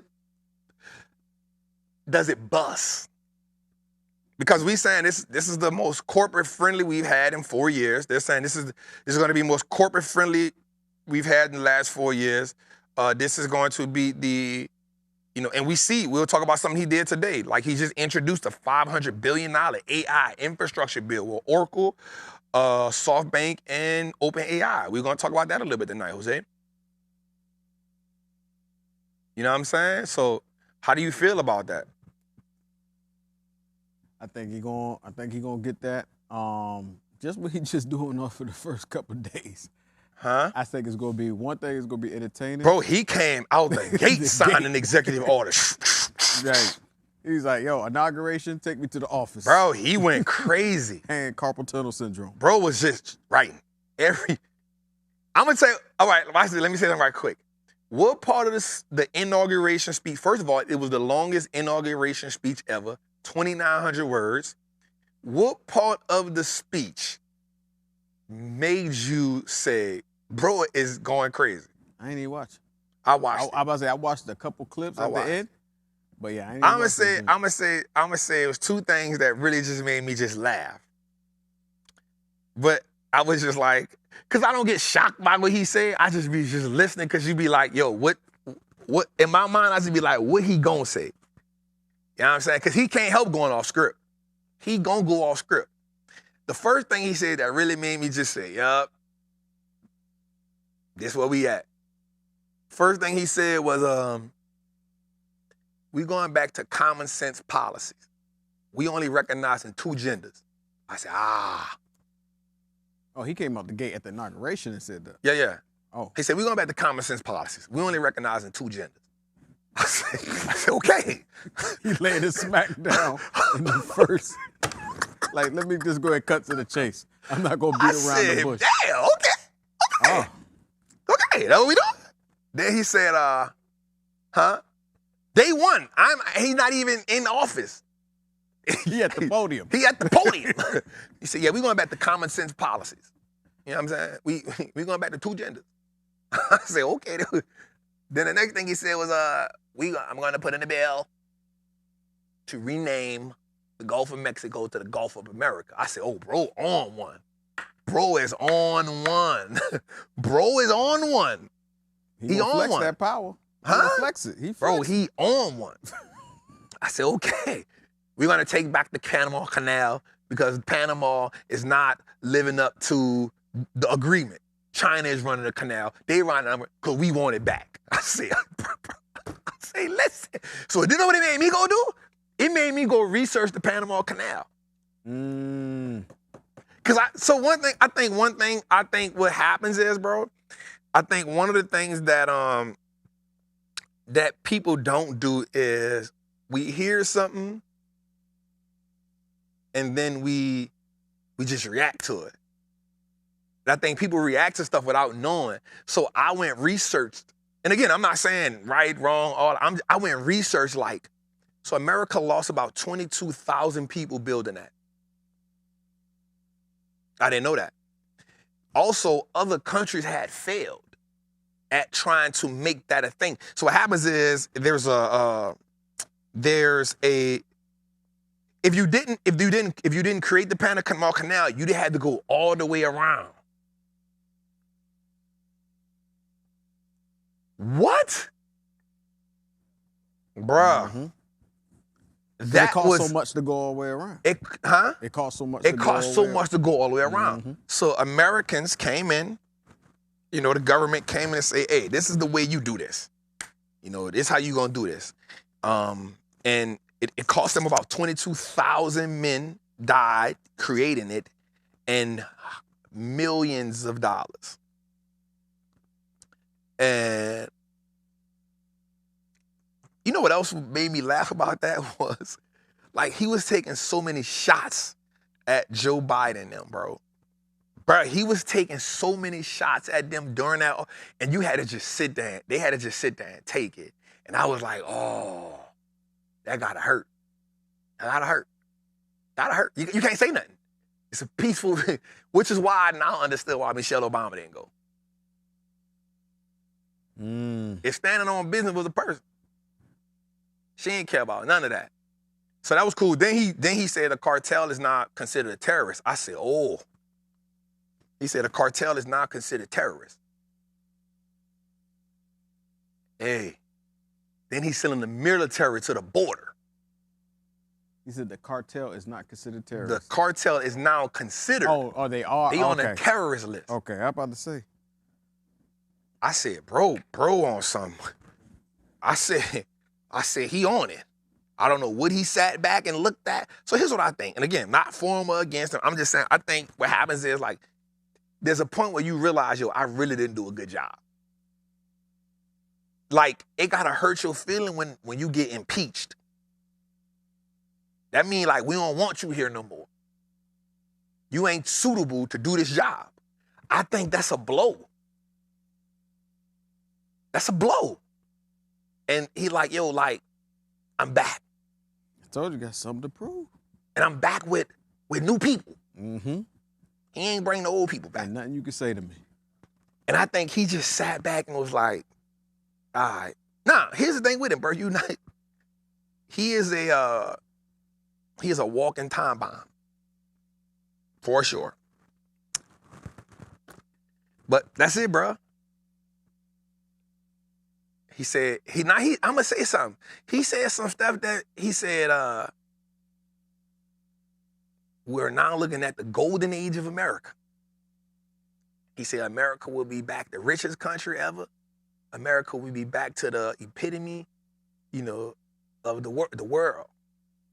And I said, bro, this got to be the Meek Mill intro of inauguration speeches. Yeah. Bro was just dropping whatever he felt like saying. I said, this is the Meek Mill of inauguration speeches, bro. He was smelling himself, bro. And I guess there's no greater feeling than being a president of the United States of America. So I'm Again? more than being mad, I'm just like interested in seeing how these next 4 years gonna turn around. Anyway, all right, let's go a little further, man.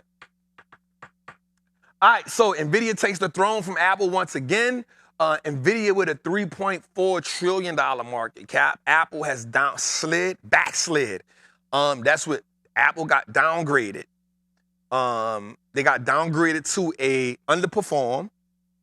If you don't know what a downgrade means, it means that investors looked at your,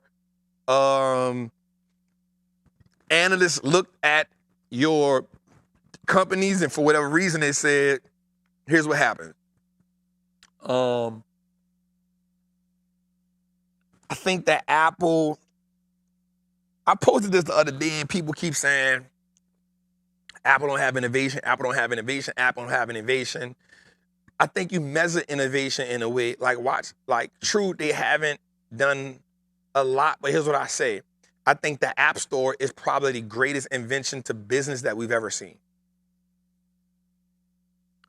Like the App Store was an amazing way to do business. I think it started, some stuff. But I will say this, it's not really in Apple's defense, it's in the idea of Apple isn't, from my perspective, it isn't that growth company anymore, right? But what I will say is they are a company that has consistently outperformed the market, right? They have outperformed the market on average with $100 and something billion in cash. Is the second largest company on the market. It doesn't have a boatload of debt. You got to think about how big the company is. And they have 1.8 billion users. Those users not going nowhere. Now, here's the thing. They may not be upgrading the phones like talking about it. True. But they still are in the Apple ecosystem, which still drives revenue. You feel me? It's still in the Apple ecosystem. And yeah, you may lose a couple people to Android. That's cool, but you're not losing like 500,000, 300,000. You're not losing that many people to them. And it's no even knock against Android. I'm just speaking from an Apple's perspective when people be like, boy, they ain't got no innovation. Cool, they probably don't, but those 1.8 billion people not leaving. Like, I got a MacBook. I'm not going to get whatever the other things are. Like, you put me on another computer, I'm like, bro, what is this? I can barely use this one. Right? You put me on an Android phone, I am completely lost. Like, you just put something in front of my face that's Chinese. Nothing against Android. I'm not even saying that. I'm just saying it's kind of like I don't even know what to compare. Like Coca-Cola, right? Like when the last time Coca-Cola created a drink that was innovative, right? They tried Coca-Cola Zero and all that, and you're still like, all right. Tried new Coke. They said, Coke, "Get that it out is of what here." it is, right? So what they start doing was buying other companies. The App Store still generate a whole bunch of money. Service and wearables now increased to 28% of their revenue, right? The iPhone sales they are declining because people just not upgrading. And the reason why that's gonna hold strong is because it represents 51% of their revenue, right? It represents 51% of their revenue. Their third largest phone in China, 100%. That's one thing we gotta realize. China is limiting the American exposure over there. And in my mind, I'm not gonna be mad. I think we need to limit their exposure here. I think that's the way the game needs to be played. So you think about what Elon doing, right? People like, they heard Trump had said something about like the EV game. Like, I think he wasn't gonna make it mandatory or something like that. And people was like, Elon standing right there. Trump said that. I said, well, we fail to realize that Elon is really off the car game. He off the car game, bro. He on something completely different now. Bro trying to go out of space now. Like, bro been on the outer space thing for a minute, bro. He on the outer space thing right now. He on the creating these tunnels all across. Watch this. Watch this. He about to do the tunnel thing, what the railroads did back in the day. Mark my word on that, Jose. Mark my word on that, Jose. He off the car game. He ain't even tripping on, like, don't get me wrong, and think about this. For the first time, I think we got the graphic, I don't know if we do. For the first time, Tesla has outsold Audi for the first time ever. And it's because Audi sales declined. But watch this, bro not even tripping, like he's still right there, boom, right here. Tesla moved aside Audi, Tesla takes the lead. Tesla led global car sales in 2024 by delivering 1.7 million vehicles, surpassing Audi, which sold 1.6. Despite experiencing its first annual delivery decline in over a decade, Tesla maintained its edge over Audi, whose sales also dropped by 12% amid fierce competition in China. Right? Audi's electric cars also fell by 8%, prompting the company to scale back production and close certain facilities. Bro, you got to think about it.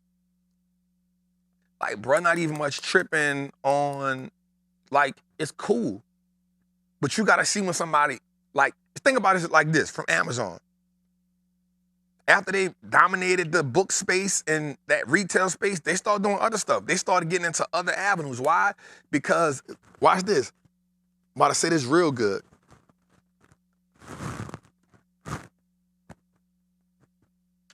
You could do one thing well, right? You're supposed to do one thing well, but watch this, Jose. Your company gotta have a way to have other streams of income that produce at a high level. And that's what he's doing. Think about it. Boom. The Tesla car does amazing. We cannot deny that. It dominated, but then he went to the what? He got the charger stations. He started integrating that with different companies. Then the next thing he did was say, all right, what's the next one we could do? He come up with this tunnel. Like, they create the tunnel that is in Las Vegas, right? The next one he trying to create, guess what? Well, you can get to New York to London in an hour. It's the next tunnel he's trying to create.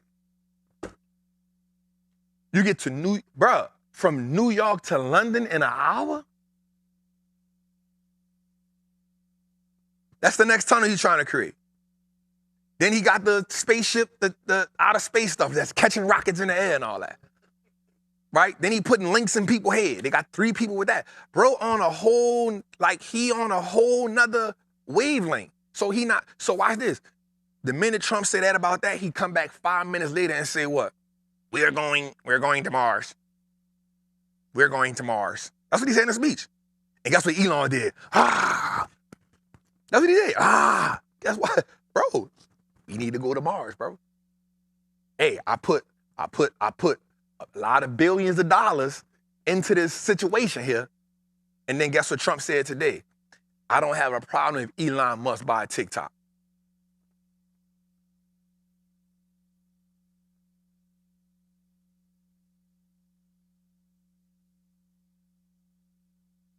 He's just playing a whole, like, and again, and let me say this not me glorifying nobody or none of that. I don't put my feelings in the game. I just look at the game like, all right, like, who do I see positioning themselves in the game? Y'all? Who do we see positioning themselves in the game?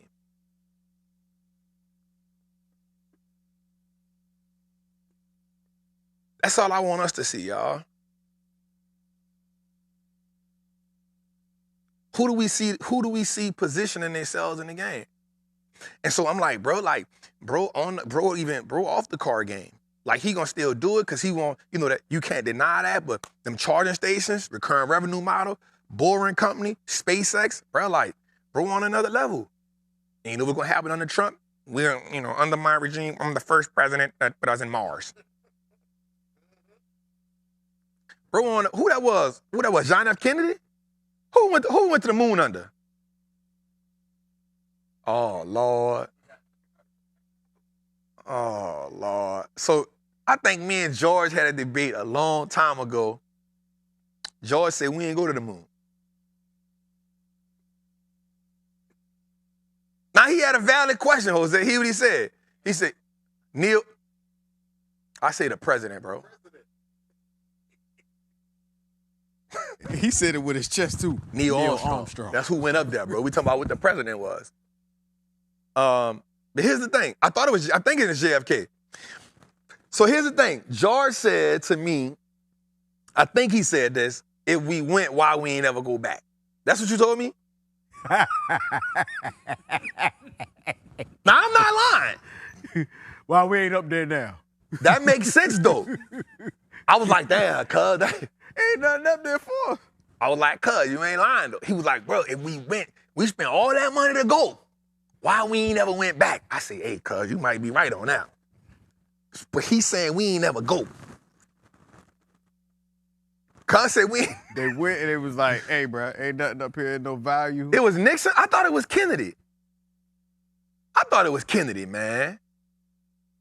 How does people not know how to use Google, though? But, bro, so cuz saying we ain't. So, because he got killed. So, it was Kennedy's idea, and then Nixon followed through. All right, that makes sense. Okay. That makes sense. I'm gonna let y'all slide there. So Kennedy said it, and he got off, and then Nixon seen us through it. That makes sense. So George feel like George said it's staged. But that's like the same people who think the earth flat. Don't do that. Don't do the earth is flat, bro. People who really believe that, Drake, bro. You a flat earther? Hell no. Why is everything else round and the earth gonna be flat? That's stupid.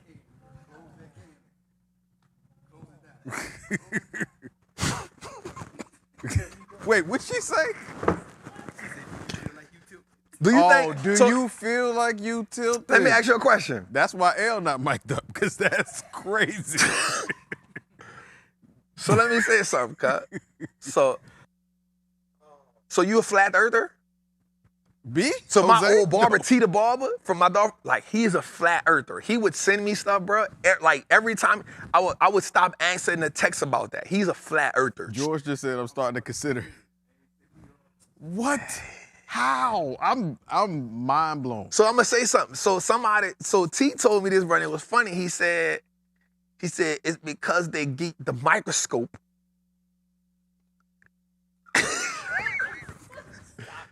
I don't even know where you can go with that. I'm gonna let that go. No, please. I'm gonna let it go. I'm gonna let it go. Oh man. So are you a flat earther? No. L, you a flat earther? I watched the debate on it. I'm not opposed. I watched the debate on it, Lord Jamal and somebody, and they was going at it. And Jamar thought that the earth was flat, and like it just was getting heated for no reason. I'm like, yo. Are you a flat earther, George? He said he leaning. Why we can't go to the bottom? Hold on, we can't go to Antarctica? You could go. People be down there. Yo, we not doing No. this. They gotta. I just saw the people on Instagram. Bro, I just saw the lady on Instagram take a vacation to Antarctica. You get on a lift, you land somewhere, you get on a little airplane because they don't got an airport. You get on a little airplane and they built this thing where you can like stay for like a week. I gotta go find it again.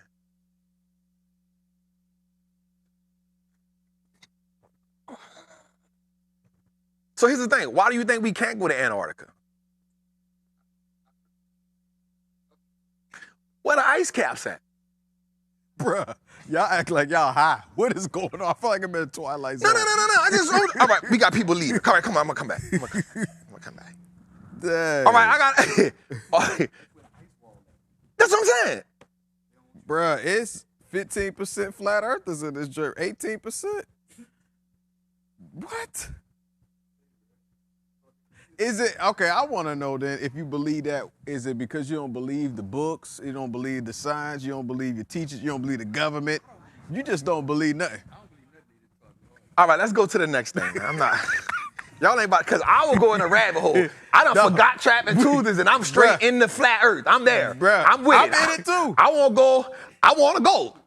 Hey, we need to start a podcast on just stuff like that, bro. Bruh, 22% say flat earth. We need to start a podcast on just stuff like, do you believe the earth is flat? That is wild. Like, we need to start a podcast on, like, is water wet? Is water wet? That just ask questions like that. Because somebody told me that water is not wet. It ain't. Well, what the hell happens when I jump in water? You get wet. How do I get wet? From the water. Well, what is the water? It's water.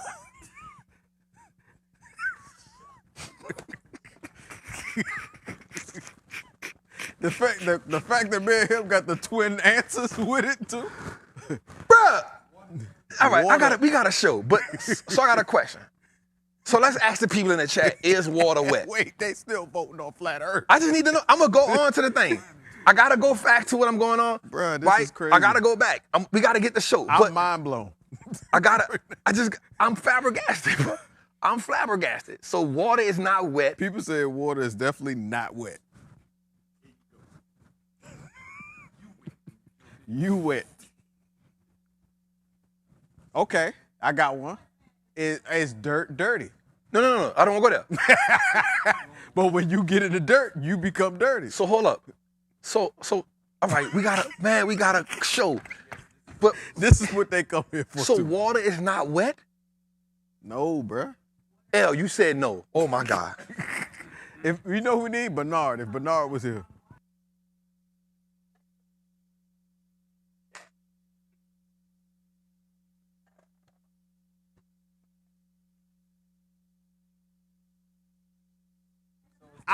Y'all on water wet. I'm on almost 600 votes and 22% of the people say they believe it's a flat earth.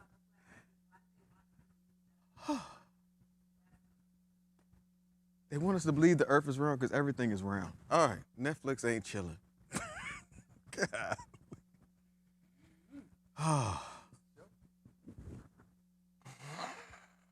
I love the trappers. They said it's crack high. It's crack high.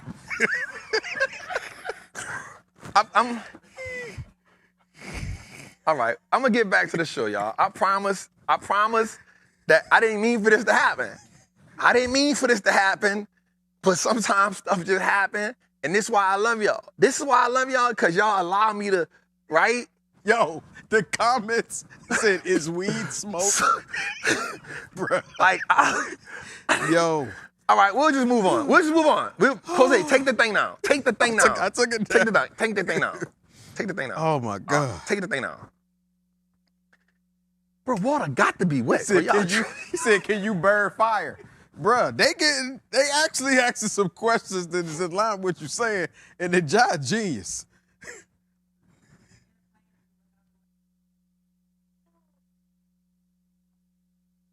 I don't like y'all for this.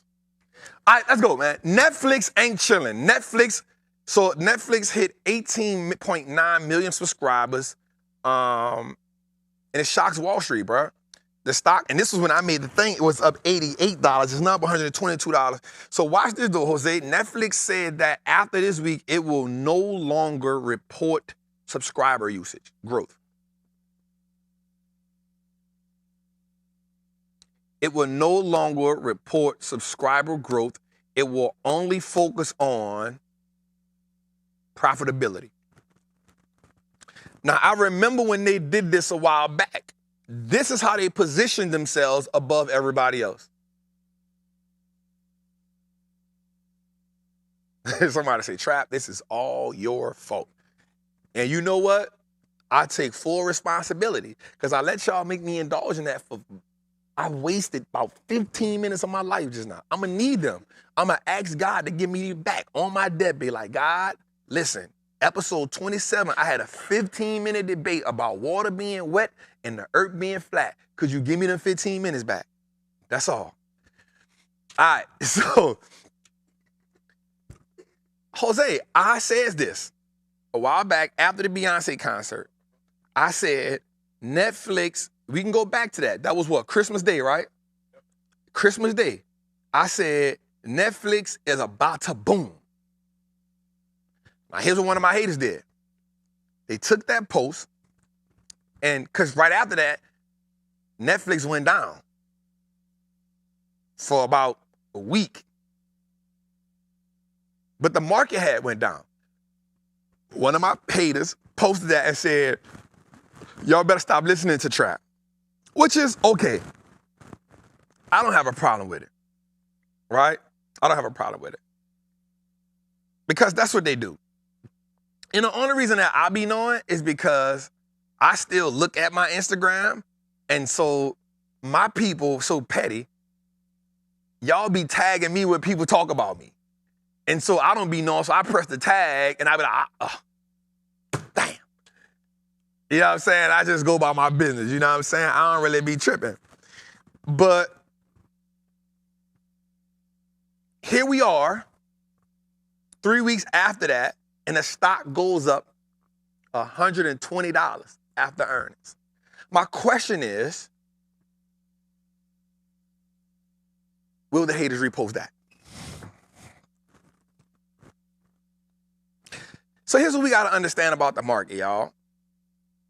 And I want y'all to understand that. Like, certain things that happen, like if somebody say, here's the thing, like, there's a time frame with everything. What I look at is, I look at the direction a company is going. So when I see a company say,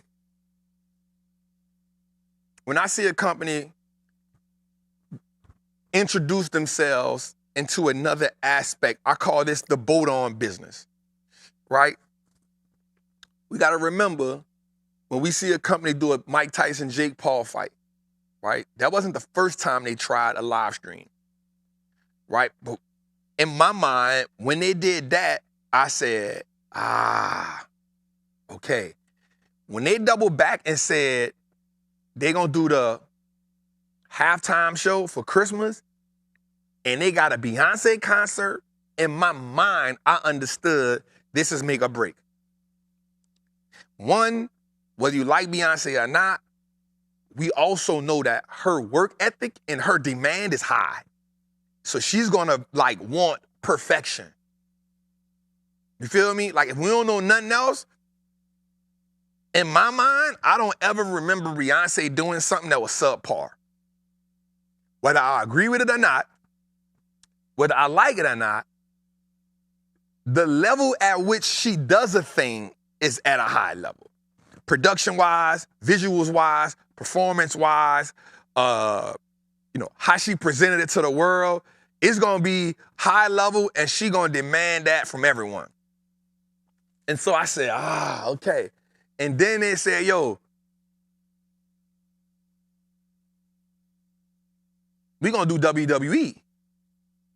So what you see a business doing is you see a business saying, and I said this under Trappin Tuesdays, or was it on a post? I said, we are watching a change of the guard. But because of this show today, I'm going to say this. We're watching a new regime take over. We're watching a new regime take over. Why do I say that? We are right now watching the new companies we are watching who is about to pioneer America in these, where we going at. Netflix, sooner or later, mark my word on this, Jose, Netflix or Amazon are going to host the Super Bowl. And their first joint was the Chris Rock special in 20. Watch it.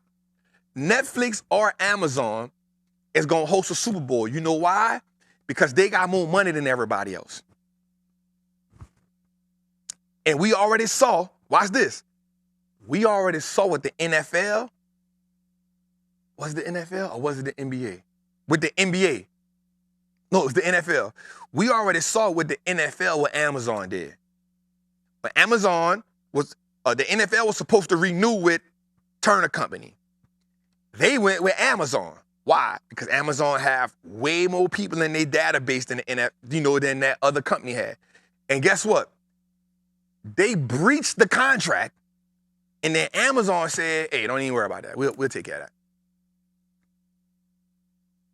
that. We'll tap into that for you. I got to go look at how much the package was. They was like, bro, we don't even care. We don't even care about that. Bro, we don't even care about that. Whatever they going to sue y'all for, man, let them have it. We got you. Matter of fact, they can use that money to pay off some of the debt they got. Because they horrible. And so we about to watch that again. It was the NBA, thank you. It was the NBA. I knew it was one of them. It was like, all right, bet. So watch this. We're going to see that again. We're going to see that again. We're going to see that again. Yep, because they had to deal with Ted Turner.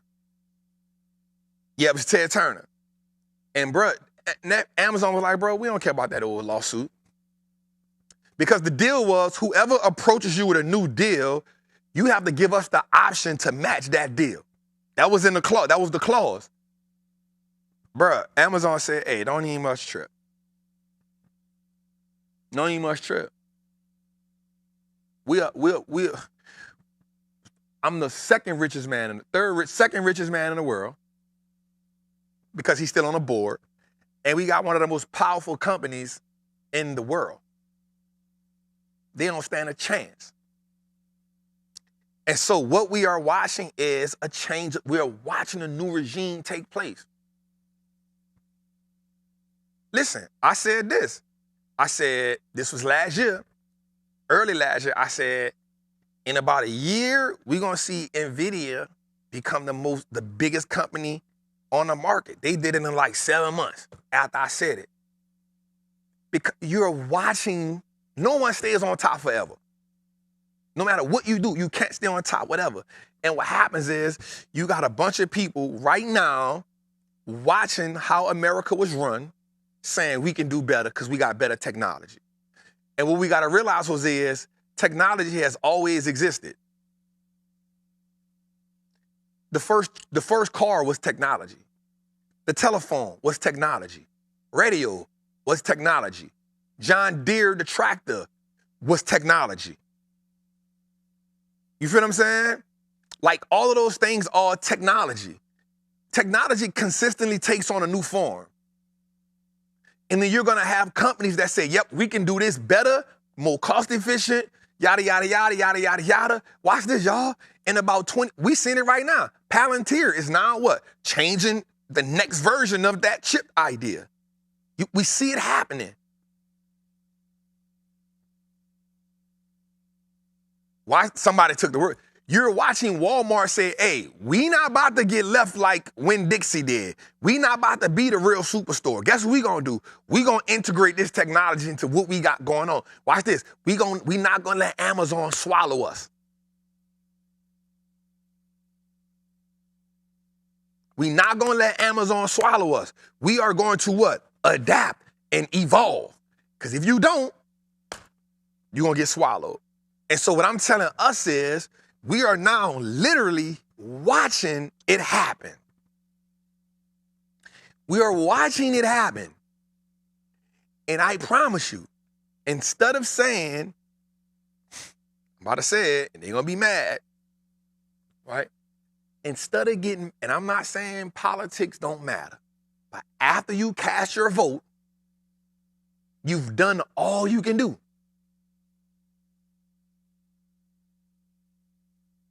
After you cast your vote, and I ain't saying no pause, man. I'm a grown ass man. I'm from New Orleans, man. We don't care about no pause. Y'all from up north, man. That's some shit y'all feel on. If you a grown ass man and I say something, you start thinking about dick, you tripping. You feel me? Like you tripping, man. Grown ass man, bro. Tripping. From New Orleans, bro. We good. My pop, I mean to say that. I'm tripping. Right? Right? Confident in who I am as a man, bro. You know what I'm saying? But after you've fulfilled your duty, you've done everything you can do as an American citizen when it comes to voting. After you've done that, the next thing in your mind is, bruh, like, how do I make me and my family get right?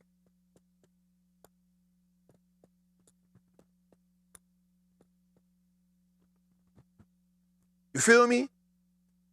And you do that by watching what's going on in the world and saying, how do I position myself and my family to benefit from the people that's doing this?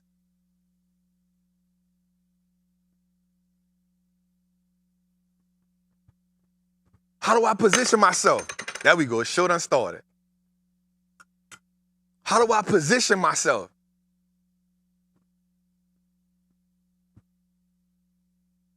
And what we got to stop doing is watching these people change the world, watching these people, like watch this, Jose. People looking at Mark Zuckerberg, they're looking at Jeff Bezos, they're looking at all these different people, and guess what they saying? Oh, y'all gonna kiss the ring. They gonna kiss the ring. You so focused on them kissing the ring, and you ain't focused on, yo, they positioning themselves for business. Why? They running trillion-dollar companies. They ain't got their egos in the way. They running trillion-dollar companies. Watch this. A couple of them trying to fight over who gonna take over the world. But you thinking from a mentality of, oh, they're gonna kiss the ring. They're gonna do this. Guess what? You see this man in position. You understand he about to position corporate America in a way that they can, and guess what? You ain't got just the average people there. You got the top 5 richest men in the world, 6 richest men in the world there. That's who in America. You got them there.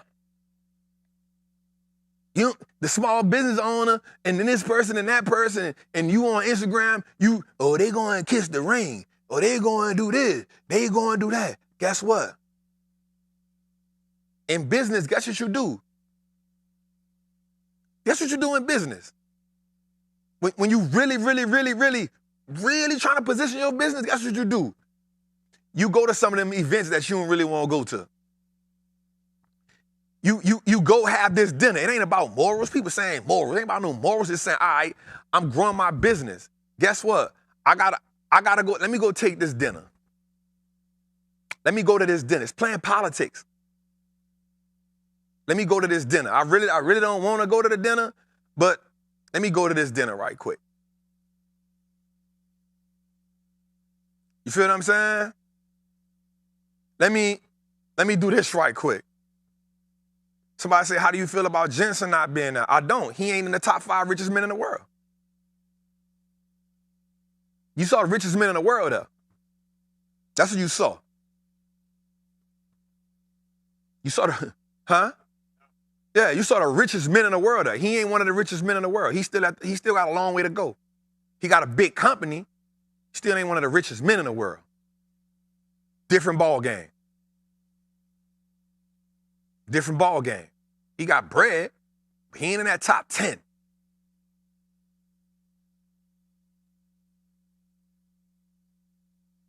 He ain't in that top 10. So get what they did. And here's the thing. We start saying, like, they don't got this. Man, listen. Guess what, yo? As you build your business out,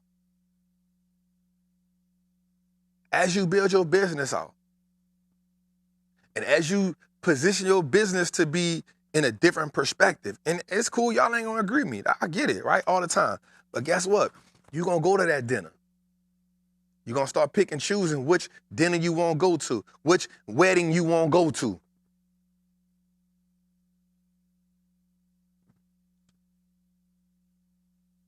You feel me? You're gonna decide that. Hold on.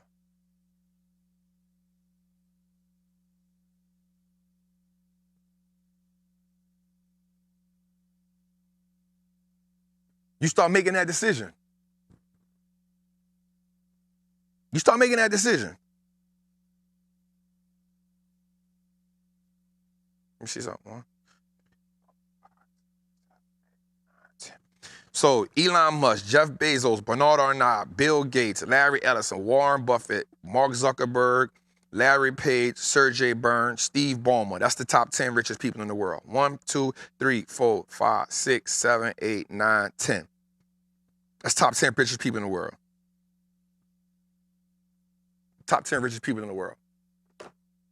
So for the person that said it, he ain't even in the top 10.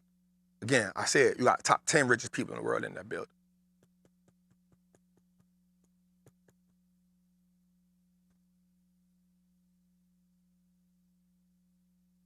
But Snoop talks smack about, it's on Snoop.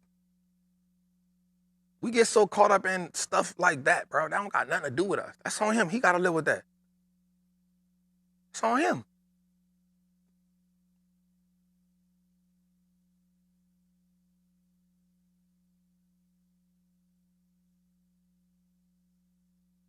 You got to ask yourself, man, like, what are you doing to position yourself? Again, after you made your vote, stop getting caught up in them petty arguments and stop letting Instagram shift your perspective and distract you from getting your bread up to being, watch this, because a lot of the people that's arguing about stuff like that, yo, guess what, yo? Financially and building their portfolio out, bro, I can promise you the people that really like get into the bag, they don't got no perspective on that. I promise you, bro, people that's really getting to it like that, they don't got no perspective on that. Man, Trap, how you feel about Snoop and them? I don't care, that's on him. He got to deal with that. He know what he said the other time, and he know what he doing now. I don't got to.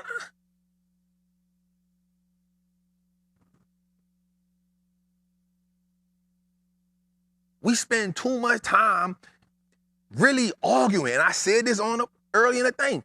Stop wasting your time arguing and have perspectives on things that do not help you grow. Get on these apps that help you make money and figure out how you get into that. All right, let's go a little further. All right, who drives the market? Here's the companies right here that drive the market. So Apple, Nvidia, Microsoft, Amazon, AVGO, they make up 36% of the NASDAQ. Goldman Sachs, from a dividends perspective, Goldman Sachs, United Health, Microsoft, Home Depot, Cap, biggest portfolio, biggest percentages on the Dow, and then Apple, Nvidia, Microsoft, Amazon, Meta when it comes to the S&P. So when you're looking at the Dow moving a certain way, these are the companies that make these things move a certain way. When you start seeing the NASDAQ, the Dow Jones, the S&P, when you see them start moving a certain way, these are the companies that allow them to move that way. And I want us to understand that. You hear me?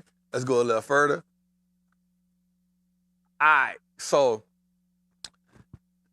your money ain't moving fast enough. So here's something that I researched and that was real good, right? The U.S. household net worth has risen by 56 trillion since Q1 of 2020. And it hit a record of 160 trillion, Jesus, by Q3 2024. Currently, the top 1% owns 111 trillion of wealth, accounting for 69% of the total. The top 0.1% alone own a massive 22 trillion, reflecting 14 trillion of household net worth. On the other hand, the bottom 50% holds less, just 3.9 trillion or 2.4 trillion of wealth. This comes as the S&P and the NASDAQ 100 have risen 128% and 166% since Q1 2020, while national home prices have surged by 50%. Here's what I want us to understand, and that's why I'm glad this fell right behind that. Most of us fall in that 3.9 trillion of wealth. Most of us fall there. The concentrated trade grew amongst the top 10%. It's since the pandemic. It's since the pandemic, y'all. Since the pandemic, we're going to go from here, there, from here, right here, bottom 50, from 2020 on up. Looking at this graph,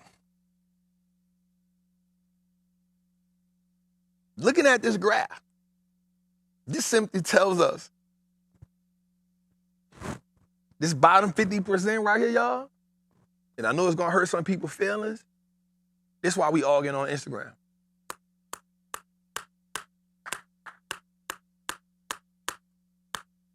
These the ones that's arguing on Instagram, in the comments, fussing with people. And here's what you're gonna justify that argument by saying stuff like this. You ain't got no morals. You're gonna justify the argument back and forth on Instagram because you feel like you gotta get the last word. Look, you gotta get, not the last word, you gotta get the last comment to a person you don't know. You gotta make sure you gonna steal me. You're going to hear, you're going to read my perspective. Right? And you writing it as though they can verbally hear you. And watch this. You write it and then you wait for them to comment. Now you keep refreshing because you wait for them to comment because you already got a comment locked in your head on what you want. If they say this, if they say that,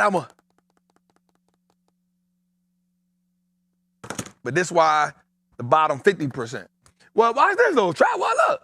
Currently, the top 10% on 111 trillion. I can almost bet my last dollar they ain't arguing with us on social media.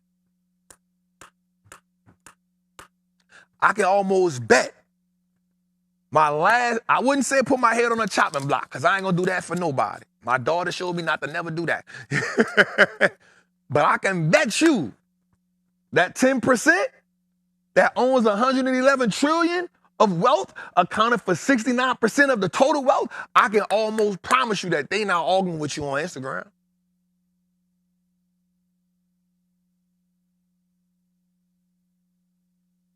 Watch this, I'm gonna go even further.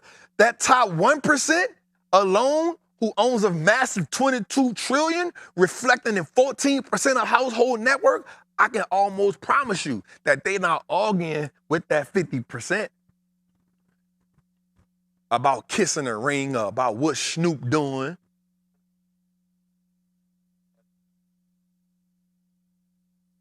I can bet you that they not doing that. I can bet you they not doing that. As a matter of fact, once they make their post, if that's them making the post, they going about their business. But see that bottom 50% that holds just 3.9 trillion? Guess what? They got an opinion about everything. They won't fuss about everything. We talked about that early in the show. Guess what? They walking in survival mode.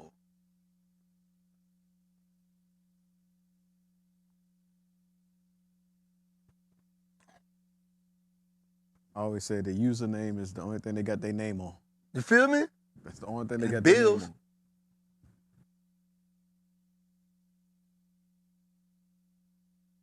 We have to, what we said earlier, y'all,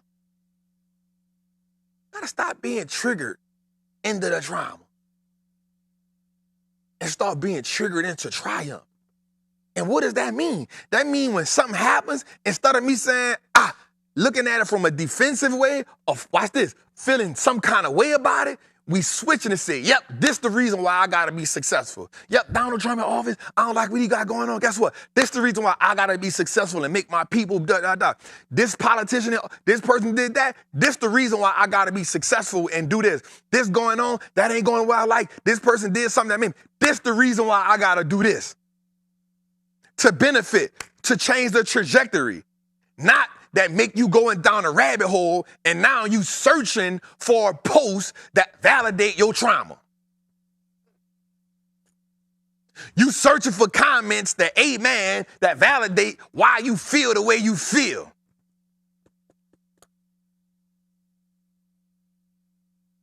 Now you on the gram all day searching for posts that trigger you even more. Now you keep trauma bonding now with people.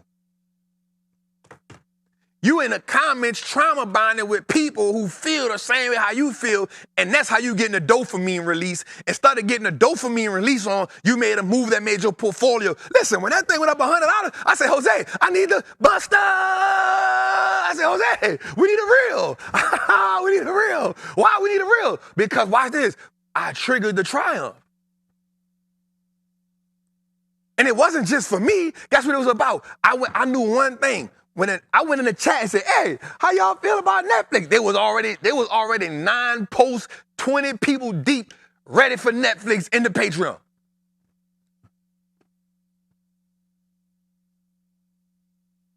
There was already 50 people deep commenting on Netflix. When I put how y'all feel about Netflix? When I scrolled up, there was already 50 people deep saying, yep, yeah, whoo, ha.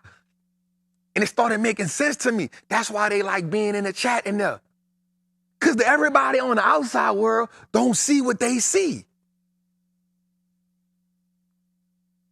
Everybody on the outside world complaining, and I can promise you, whether you in a Patreon or whether you in my Trappers Anonymous community, guess what? You was waiting for the market today.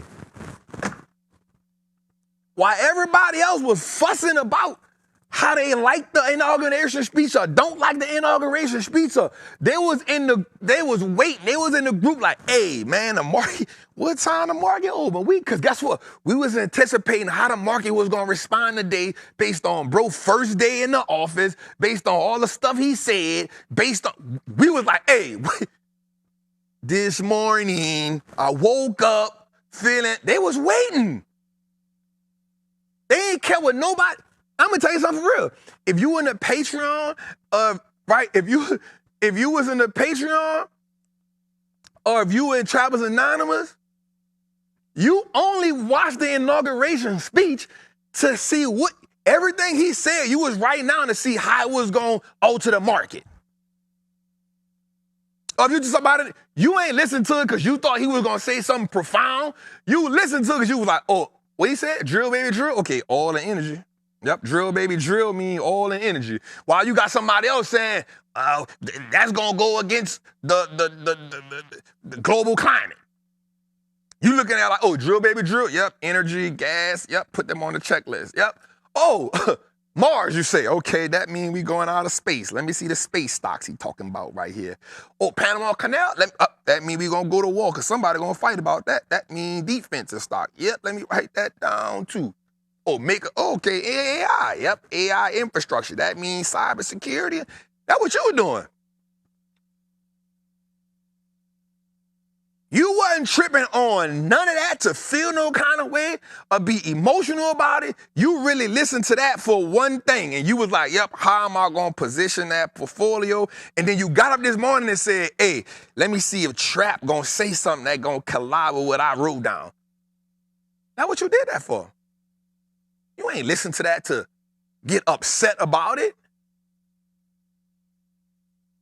You ain't listen to that to, you laughed when he said certain stuff, and then you really listened to it, and then went and got inside the Patreon, the Trap Anonymous, to talk to other people that see the market and see money the way you do. You was like, oh, you heard Trump say this? Damn, all right, damn, he ain't say nothing about TikTok. Bet, man, we gotta go see what's up with that. That's what you looked at that for. Wasn't tripping on that. So just know that them people at that bottom 50%, every time you go on, I want you to screenshot this. And every time somebody say something on Instagram, on these social media sites that don't, you need to look right here and say, I want you to say, yep, you a bottom 50%er. And I want you to tell yourself about that. Before you, and this ain't you looking better than nobody or think you better than nobody, just saying we got two different mindsets. I'm not about to argue with a 50%er. That's what I want you to tell yourself moving forward. I'm not about to argue with a bottom 50%er. What they say? On the other hand, the bottom 50%. I want you to tell yourself that. Next time, I want you to say, hey, I'm not even about to argue with that 50%.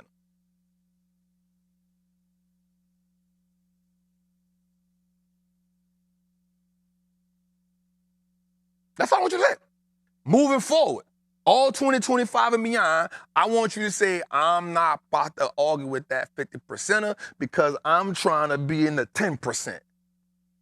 That's where I'm trying to be at. I'm trying to be in the 10%. Where my 10% is at? All right, let's go a little further, man. All right, and I'm going to do this, and then after this, I want to get on, Jose, after this, I want to do two things. I want to talk about the Mark Zuckerberg thing, and I want to talk about the Stargate thing, and then we'll go to 1-800-TRAP hotline. Huh? Yeah, that's it. So watch this. No matter what the market wants to go up. So here's what I saw. Right, since George Bush's term ended in 2009, all U.S. presidents have seen positive S&P returns in totality. Watch this. The S&P just posted its first back-to-back annual gain of 20%.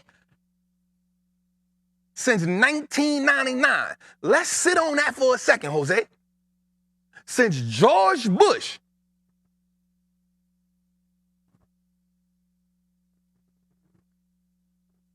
that means every president after George Bush and their overall stint as president has had a positive S&P.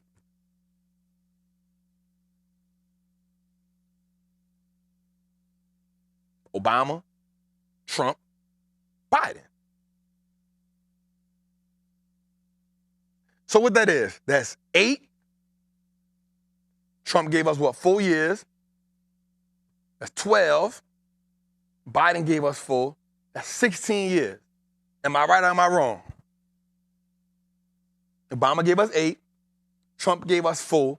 Biden gave us 4.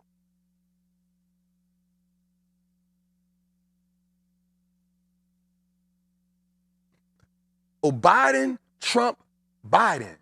16 years of overall.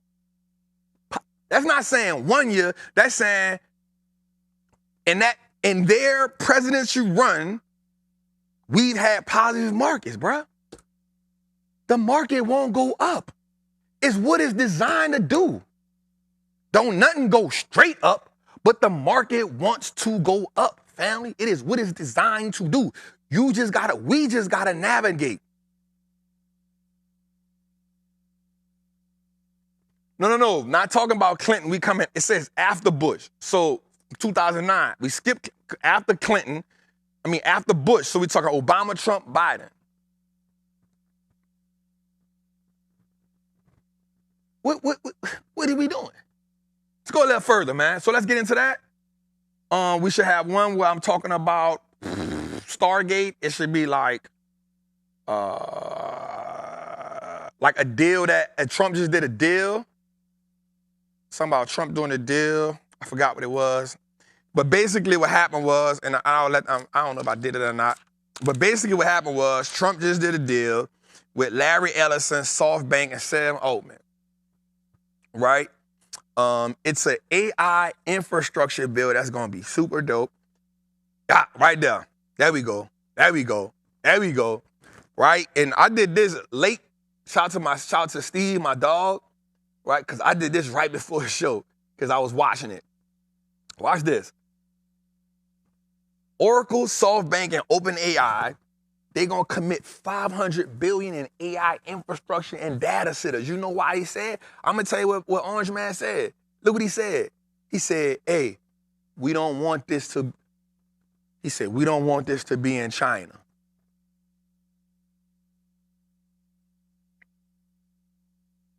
It went way back to Reagan or Nixon. GW had a no. That's why we said after him, because he had the desert. That was Desert Storm, huh, George? Yeah, Desert Storm. He said, hey, we don't want this to. So just like we had a race to the moon, I said this. I can't think of what episode this was. I said, Jose, I said whoever win this AI battle is gonna be the new ruler of the world. Now here's what we can't deny. Now it should have been SoftBank. It should have been SoftBank. Not SoFi. It should have been SoftBank. That's probably my mess up just writing so fast. So that's my bad, not Steve's fault. That's my bad. Should have been SoftBank.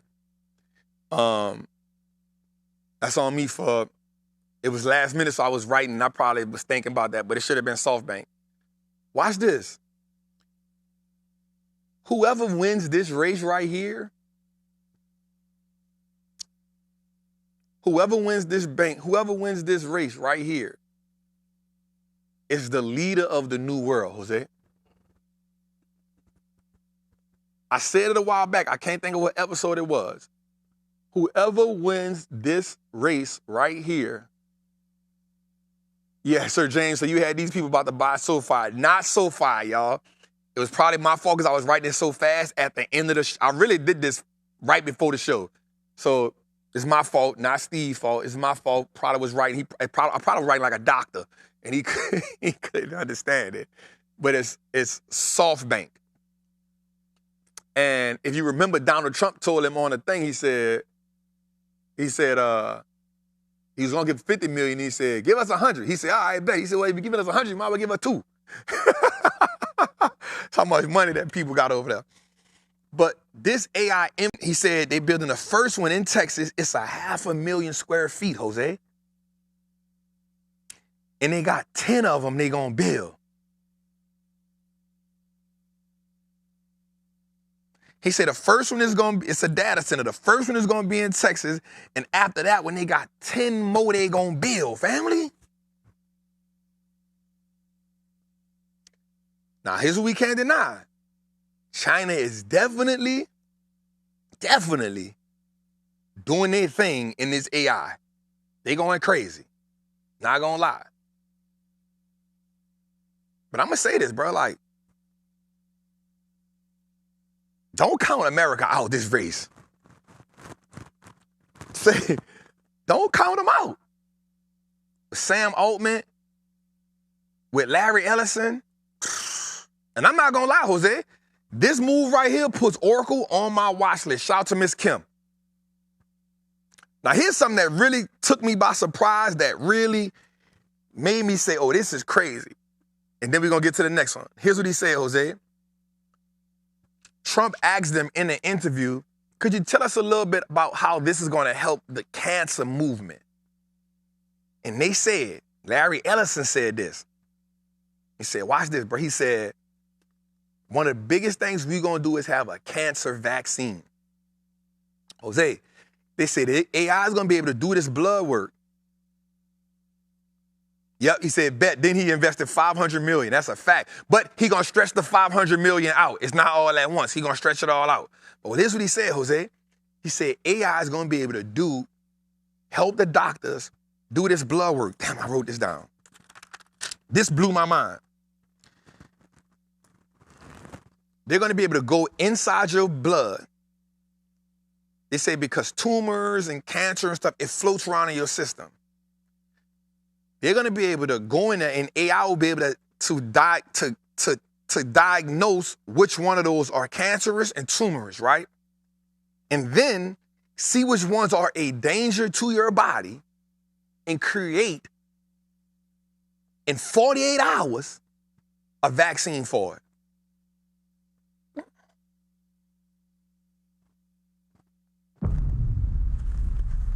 Bruh, a personal cure, and then watch this, and then take that and use it as, oh, we see this, bam,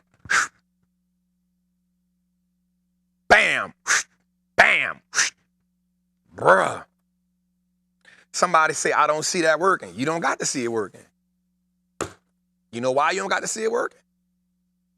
Because that's what technology is, bruh. Somebody said, nah, that's for them. You know what it's for? It's for people that got money. That's why you use this to put you in a situation to get you some money.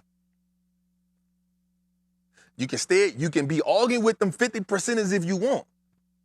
Or you can say, I ain't got time to argue with them 50%ers because I'm on a gram looking and following people that help me get into the 10%. So I can print me some money. One of the things I love that E.T. said one time, he said once he found out Dee had MS, right? He said when he found out his wife had MS, he said he asked the doctor, hey, bro, we can't be doing all this, bro. Like, how much it costs? They said $1 million a year, $1 million, and we got to put in some sunlight. He said from that moment on, he went to speaking because he understood he needed $1 million to make sure his wife would be able to properly fight MS, and he needed the money to move her from where they lived at to San Diego because they say the weather is 70%. So watch this. He wasn't on a gram all game with 1%, 50%ers. Get what he was doing? He was making speeches that got on the internet, that went on social media, so he can go get speaking engagement that paid him $100,000, $200,000 a pop, so he can get $1 million to take care of his wife and then move to San Diego. So he ain't had time to be arguing with people who in the 50% category. I'm just telling you, you gotta stop getting in your feelings, being triggered by the trauma, and you need to be triggered for triumph. Leave them in the comment arguing. Leave them on Instagram arguing, because they gonna stay there.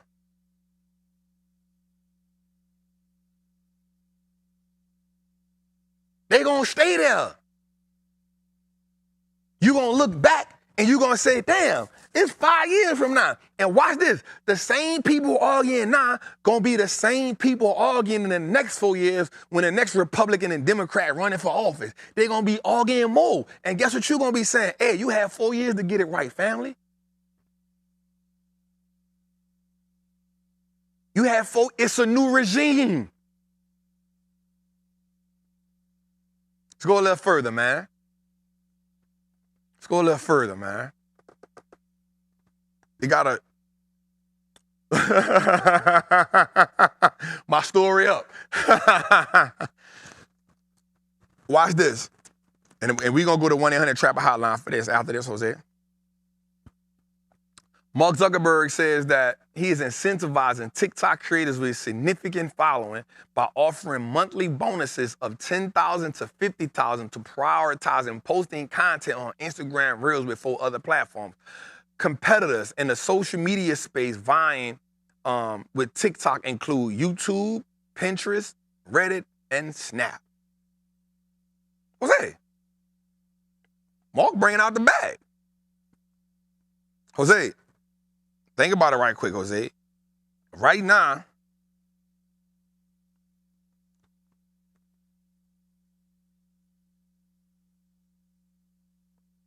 Jose, Mark top 5. Mark top 5. Jose, Mark top 5.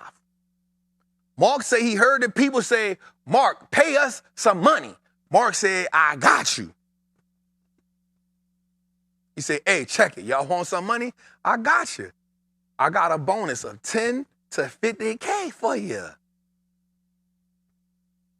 I wonder how they breaking that down. I don't know. We got to get in touch with you and Nikki so we can figure it out.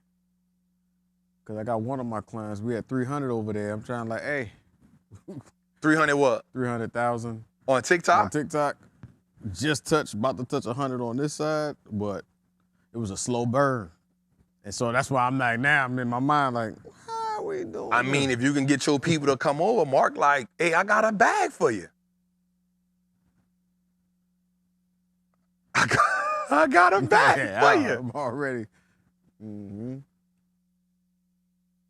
I got a bag for you.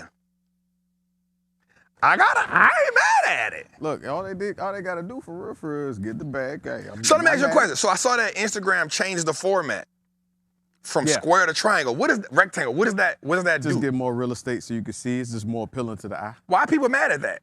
Like I saw people saying like, bring the square back. And I was like, why? Like, maybe I don't know because I'm not into it like that. People so used to certain things, they're resisting the change. I just felt like it gave you longer, more real estate. Basically, in regards to. You went to a 3-story house now. Yeah. But if he updates as far as the algorithm like TikTok had, that's how TikTok won. The algorithm. So it's hard. I know, because advertising and everything like that. Get that off the thing. They got a thing on the screen. There you go. So I think because they personalized that algorithm. I think they personalized that algorithm. They made that algorithm. Now I will say, Mark, you gotta let people content. You gotta let people content reach more people. Because I promise you, in this day and age, more people would be vying for attention versus money. Yeah. Now, don't get me wrong, they love money. Yeah. But what they love more than money is yeah, attention. you gotta let people that's what only thing I will say. I will say that, Mark, you gotta let people content go. People want reach. That's what people, if we think about it, Jose, Mark eating out Trump hand, man, you still on that? I thought we talked about that 10, 20 minutes ago. You still on that? Yeah, you ain't heard nothing we said. I will say this, one of the reasons why people went to TikTok was because it was allowing, people was going viral on TikTok every day. I know. Because they was letting the content run, right? I think people lose the fact, well, TikTok let you say what you want to say. No, it's a Chinese app. They're allowing you to say stuff about America because it's the enemy, right? They're not allowing people from, and so people say this though, so here's what I want people to know too. People keep saying it's not a Chinese app. There's a Chinese version of it. The Chinese version of it is what says, hey, y'all can't say this over here. So it's saying, right? And I think that's the part that allowed it to go crazy I don't think it was so much about the dances and all that. It was, they letting the content go. It wasn't I'm shadow banned. It was, the content in the air. And what happens is when it goes, now the people who are receptive to it, now we start learning. Yeah. It's just learning. Yeah. So now you're like, yo, I'm addicted. Yeah. I think if any, and here's the thing though, here's what I will say. At one time, Instagram had that, your content was gone. You feel me? I think over the last maybe 3 years, your content started getting suppressed. You was like, yo, I'm only getting bro, what is going on here? So I think if he opened the content up a little bit more, right? I ain't saying everything, because some content is trash, right? You still got to be a creator, right? But I think if you open it up a little bit, Brian, let people, you know what I'm saying? I think that's how you make your app better. You let creators. I get it though. There's a business in, you know what I'm saying? But I think if you let people, you know what I'm saying? You let people content grow. I think the suppression of the content is what kills it. You know what I'm saying? You gotta, cause like I said, 3 years ago, bro, you get on, you know what I'm saying? You gotta let the organic thing be organic, bro. You can't, and I think I think that is the upside to TikTok. It don't matter. Ain't no picks and chooses. Go. Let's go, man. 1-800-TRAPPIN hotline, Jose.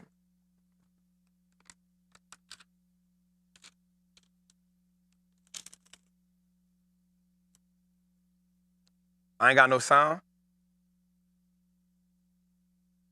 There we go.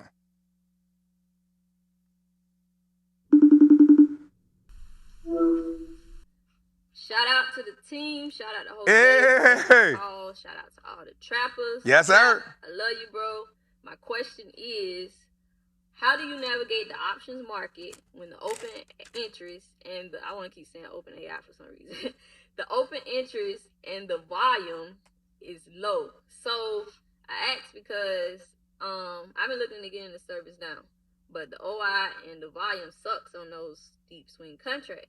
But I seen Friday with the play you put in, the do not touch play. I tried to get in it, but my order didn't fill because it was a limit order. So this morning when I went back to look at it, I was like, that's why, because the volume and the OI is low.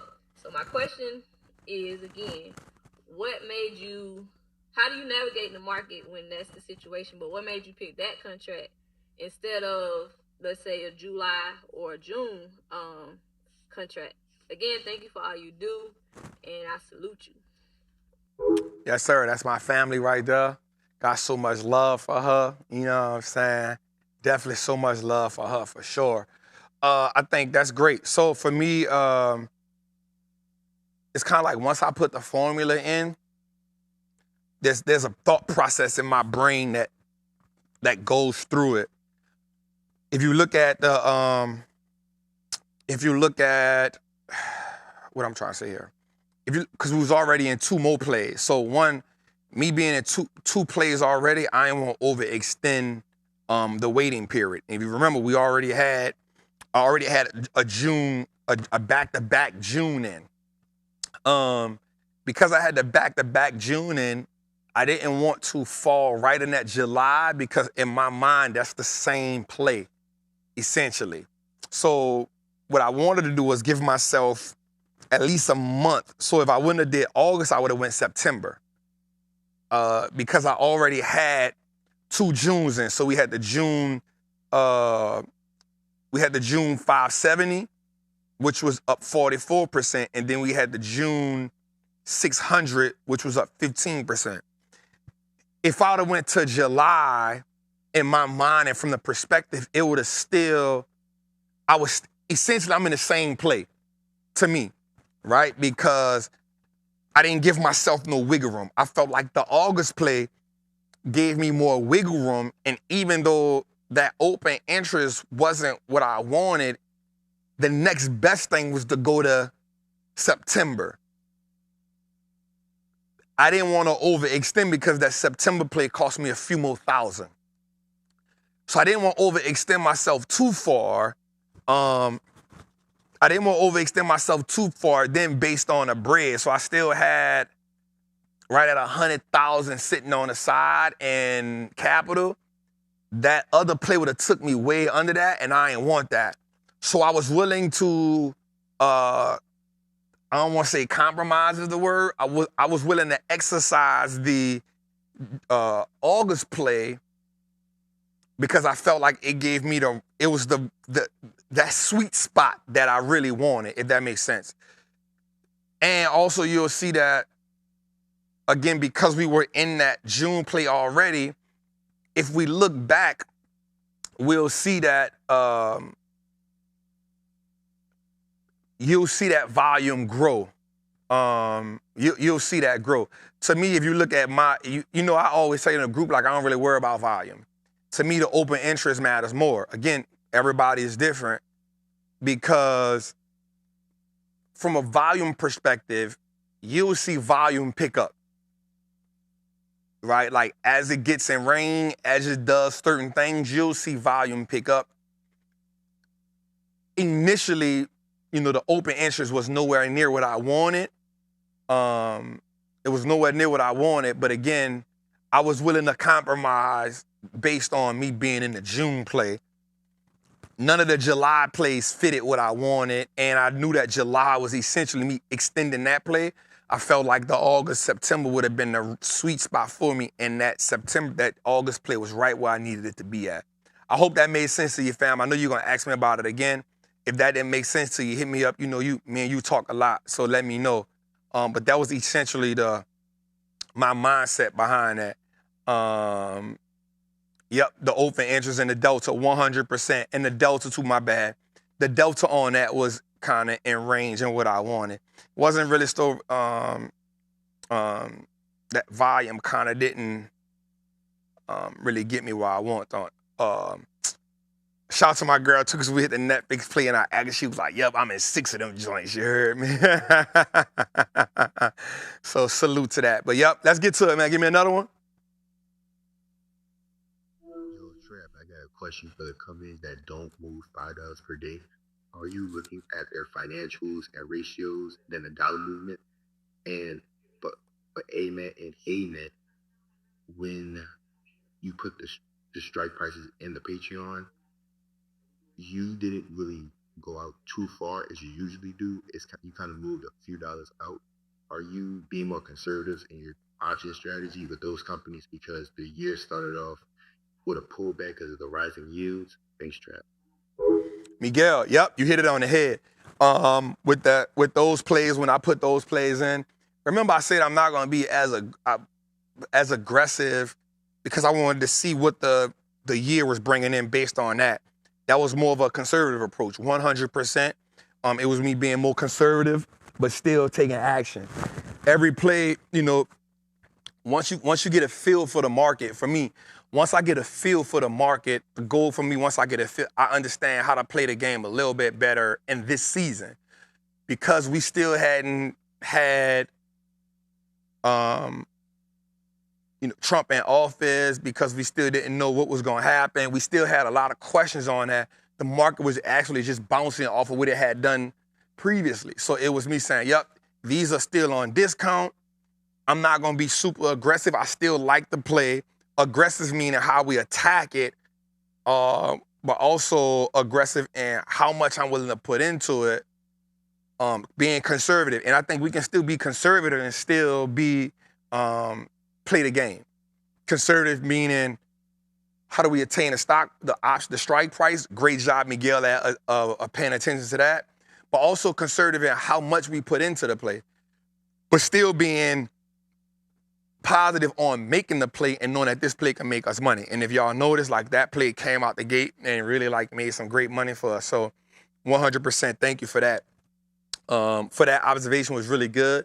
And that was just the idea around it. It was being conservative, still not having a footing on, the first 100 days in the market under the president is already essential. So still navigating that space for sure. But those plays really turned out good for us so far. We 15% up on it, something like that. So that was really good. Great question, Miguel. Let's go, y'all. Oh, yeah, it was 2 tonight? Damn. All them questions they be having, and they only had 2 to us tonight? Y'all got to do better, Patreon. You got to do better. Man, this was a great episode we did, right at 3 hours and some change. I just want us to understand how important this game is. I want us to understand that we are the new regime. I want us to understand that there are people who will definitely benefit off the plays that we make now moving forward. Let's let these next 4 years be the leverage to our families, and let's not let these 4 years still be the liabilities to our families. Let's let these next 4 years be the years that we open the door for our family and our friends on playing a wealth game, on how to benefit from the stock market game, and not just chasing gambles, right? Like, I know for a fact that, so many gambles we're gonna be faced with, right? And people are asking me, like, Trap, did you get on the Trump meme comment? I'm like, nah, bro, I didn't. I didn't have inside information, so I didn't know to jump inside of that when it was 5 cents and it went up to that. I didn't know. And here's the thing, y'all, I'm gonna be honest with you. When you're really good at what you do, you don't gotta chase situations that have small windows. And if you do, you may put a little money on it, you be like, whatever happens, happens. And I think that's the way that we need to navigate the game. Like, I'm really good at what I do. Yeah, our options plays cost a little bit more money. Yeah, we may lose a little bit more money compared to other people. That's cool. But we win 70-some% of the time, and I can live with that, y'all. Because guess what? If we win 70% of the time, 75% of the time, guess what that tells us, y'all? That's telling us we making way more money than we losing.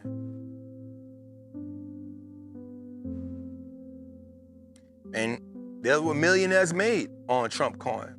Guess what? The last 2 days, they're not going to tell you how many millions they lost. They're not going to tell you how many millions they lost. And it may shoot up again. I'm cool with that. But guess what? This is what I know for sure. It's millionaires made in the market every day in this game. It's millionaires made. Guess what? If you was consistent last year and you got in the next fixed play, guess what? They got somebody in my group right now, I know for a fact, that next fixed play was a 5-figure, 6-figure play for them. By the time it opened in the morning, guess what? You got 5, 6, 10 contracts on a play that go up $120 after hours. Guess what? That's a 5-figure play for you. A 6-figure play for you. You feel me? Goldman Sachs play we put in. 5-figure play, 6-figure play for you. So when people tell me that, it's like, I bet I'm really good at this. And I don't, and get, this ain't a guessing game for me. I'm not hoping that this play go up. And guess what? For the people that made money on the meme coins, man, keep going. Keep going.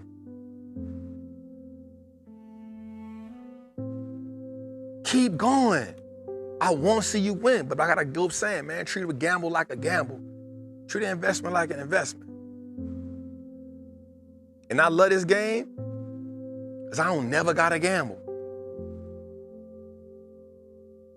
And if I do make a gamble, guess what? I don't gotta risk a lot.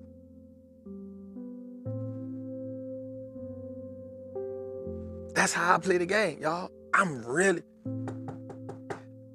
really good at this game. It changed my entire life.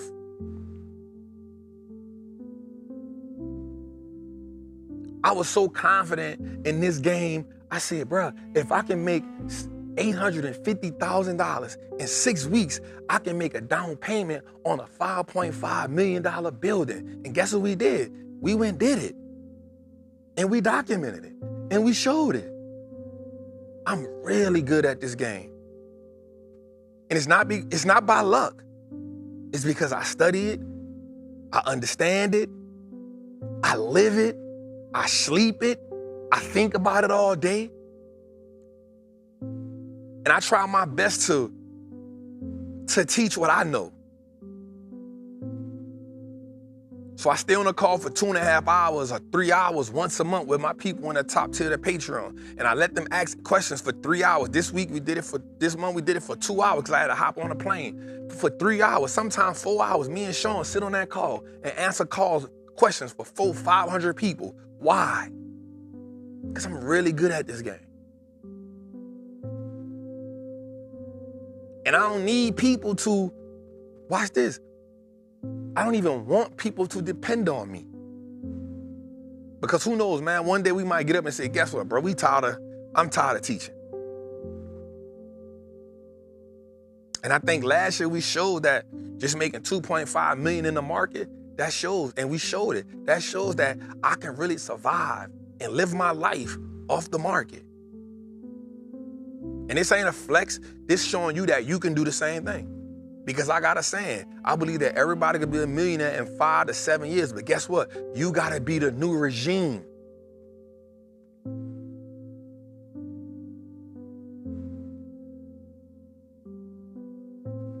You gotta be triggered to triumph.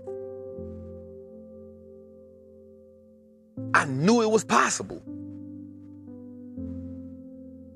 I knew it was possible. I remember being in prison, fam, saying like, and it's real talk, I know these white folks ain't just that much smarter than me. And it wasn't a racist idea. It was because that's all I saw in prison on the market. Warren Buffett, Bill Gates. I'm like, bro, like, they making so much money. I know they not just that much smarter than me. They just got access to more information than me. And I told myself that. I said, bro, like, I know for a fact, yo, I can make $1 million in that game. And a lot of times, bro, like, what we don't understand about the market is, bro, I promise you I'm not the smartest crayon in the box. I know for a fact, I know I ain't. I never proclaimed to be. I get offended when people be like, he one of them gurus. Bro, I am not.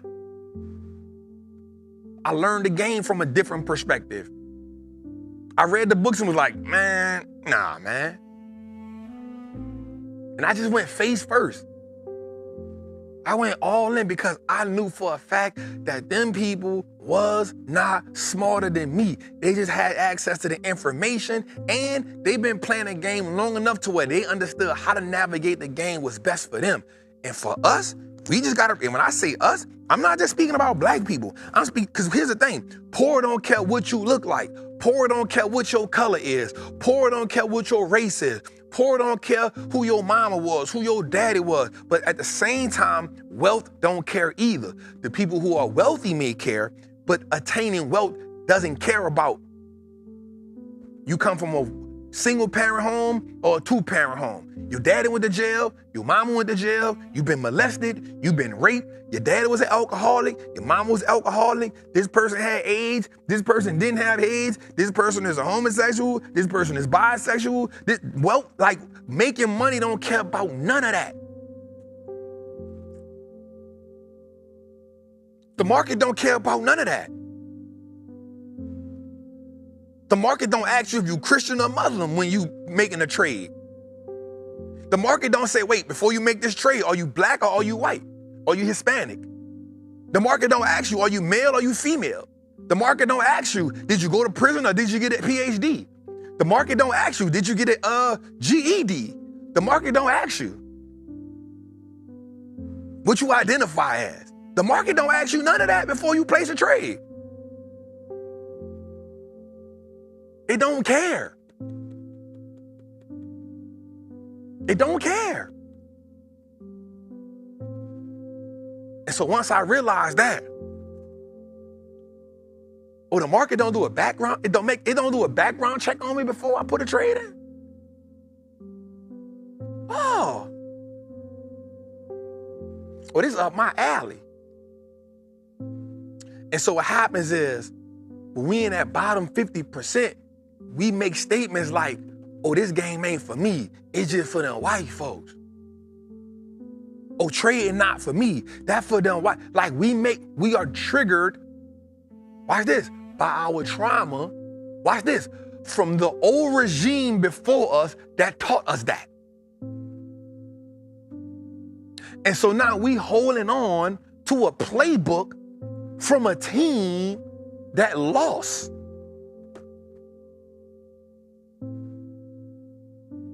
We holding on to a playbook from a team that came before us that implemented that strategy based on what they had to go through. And I'm not saying what they had to go through wasn't real, but what happened was they passed down those ideologies to us. They passed down them philosophies to us, not realizing that the game consistently evolves. And so they never gave us the optimism. They gave us pessimism. They never told us that freedom can be attained. They told us to just get a good job, graduate from school so that you can maintain, not attain. And so we are responsible for the reframe. The reframing of our mind, the reframing of our perspective, the reframing of our money, the reframing of our belief system, the reframing of the possibilities, the reframing of what freedom looked like. We are responsible. We are the new regime. And if you don't understand that, then you are actually holding the family captive. It's not the system's fault. The system been the system. Stop giving the system so much power over how you move. Stop giving politicians so much power over how you move. Ain't no politician held your hand from playing the stock market. Ain't no politician held you captive from reading a book.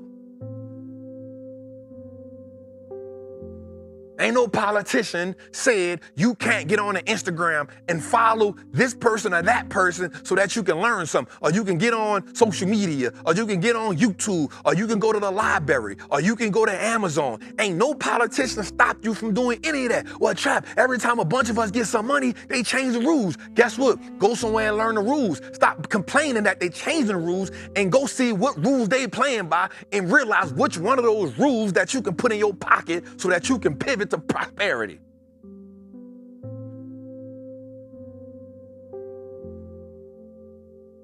We don't do that. We don't do that. We hold on to the things that's holding us down.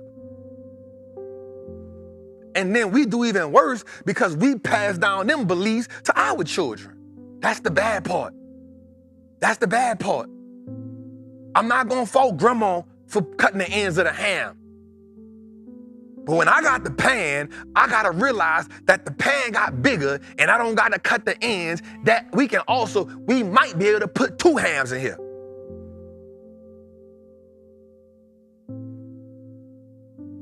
We might be able to put a ham and something else in here.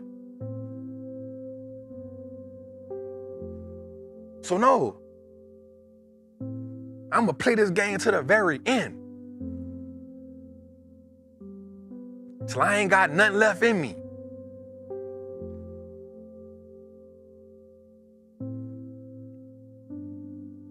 I'm going to play this game to the very end, y'all.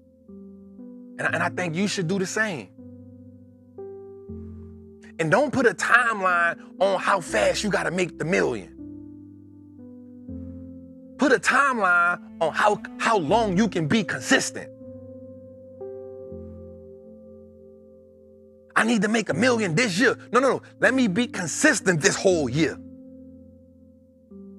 Let me not just be consistent. Let me learn and let my consistency, watch this, let my consistency present me with new opportunities and new challenges so that I can keep getting better. Because the more I learn from the adversities that I'm confronting with, the better I get. That's how you skip the line. I'm not consistent at keep bumping my head. I'm consistent at when I bump my head, I take the data in because there's data in the losses that when I bump my head, I know how to pivot.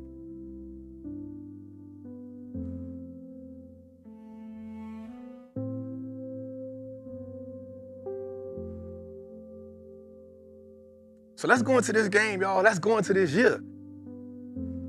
Let's go into the year now. He here. He's in office now. We don't got to speculate what's going to happen. He's here. He's already setting the tone. Guess what? What you going to do? The rest is up to you now. The rest is up to you now.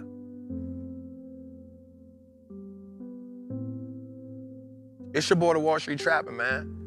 Episode 127, a new regime. A new regime. Listen, man, make sure y'all download. We want to push that this year, man. We want to push that on Apple, Spotify. Make sure you go download as much as Trappin Tutors as you can. Make sure you download it, put it on automatic download, man. Let's move it this year. I'm gonna make it as a personal, mission. And I need y'all help. I can't do it without y'all, man. Go to your Apple Podcast and just download as many of them as you can, right? Make sure you get your merch, Trapper Apparel. We got some new stuff cooking this year for sure. We're gonna drop it on y'all, man. We thank y'all, man. We thank y'all. We can't do this without y'all. I wouldn't even try. Shout out to my people in the Patreon. Shout out to my people in Trappers Anonymous. Man, I love y'all. Y'all the family. I love y'all. I appreciate y'all. Everybody have a good night. I'll see y'all same time, same place next week. It's your boy, the Wall Street Trapper. Salute.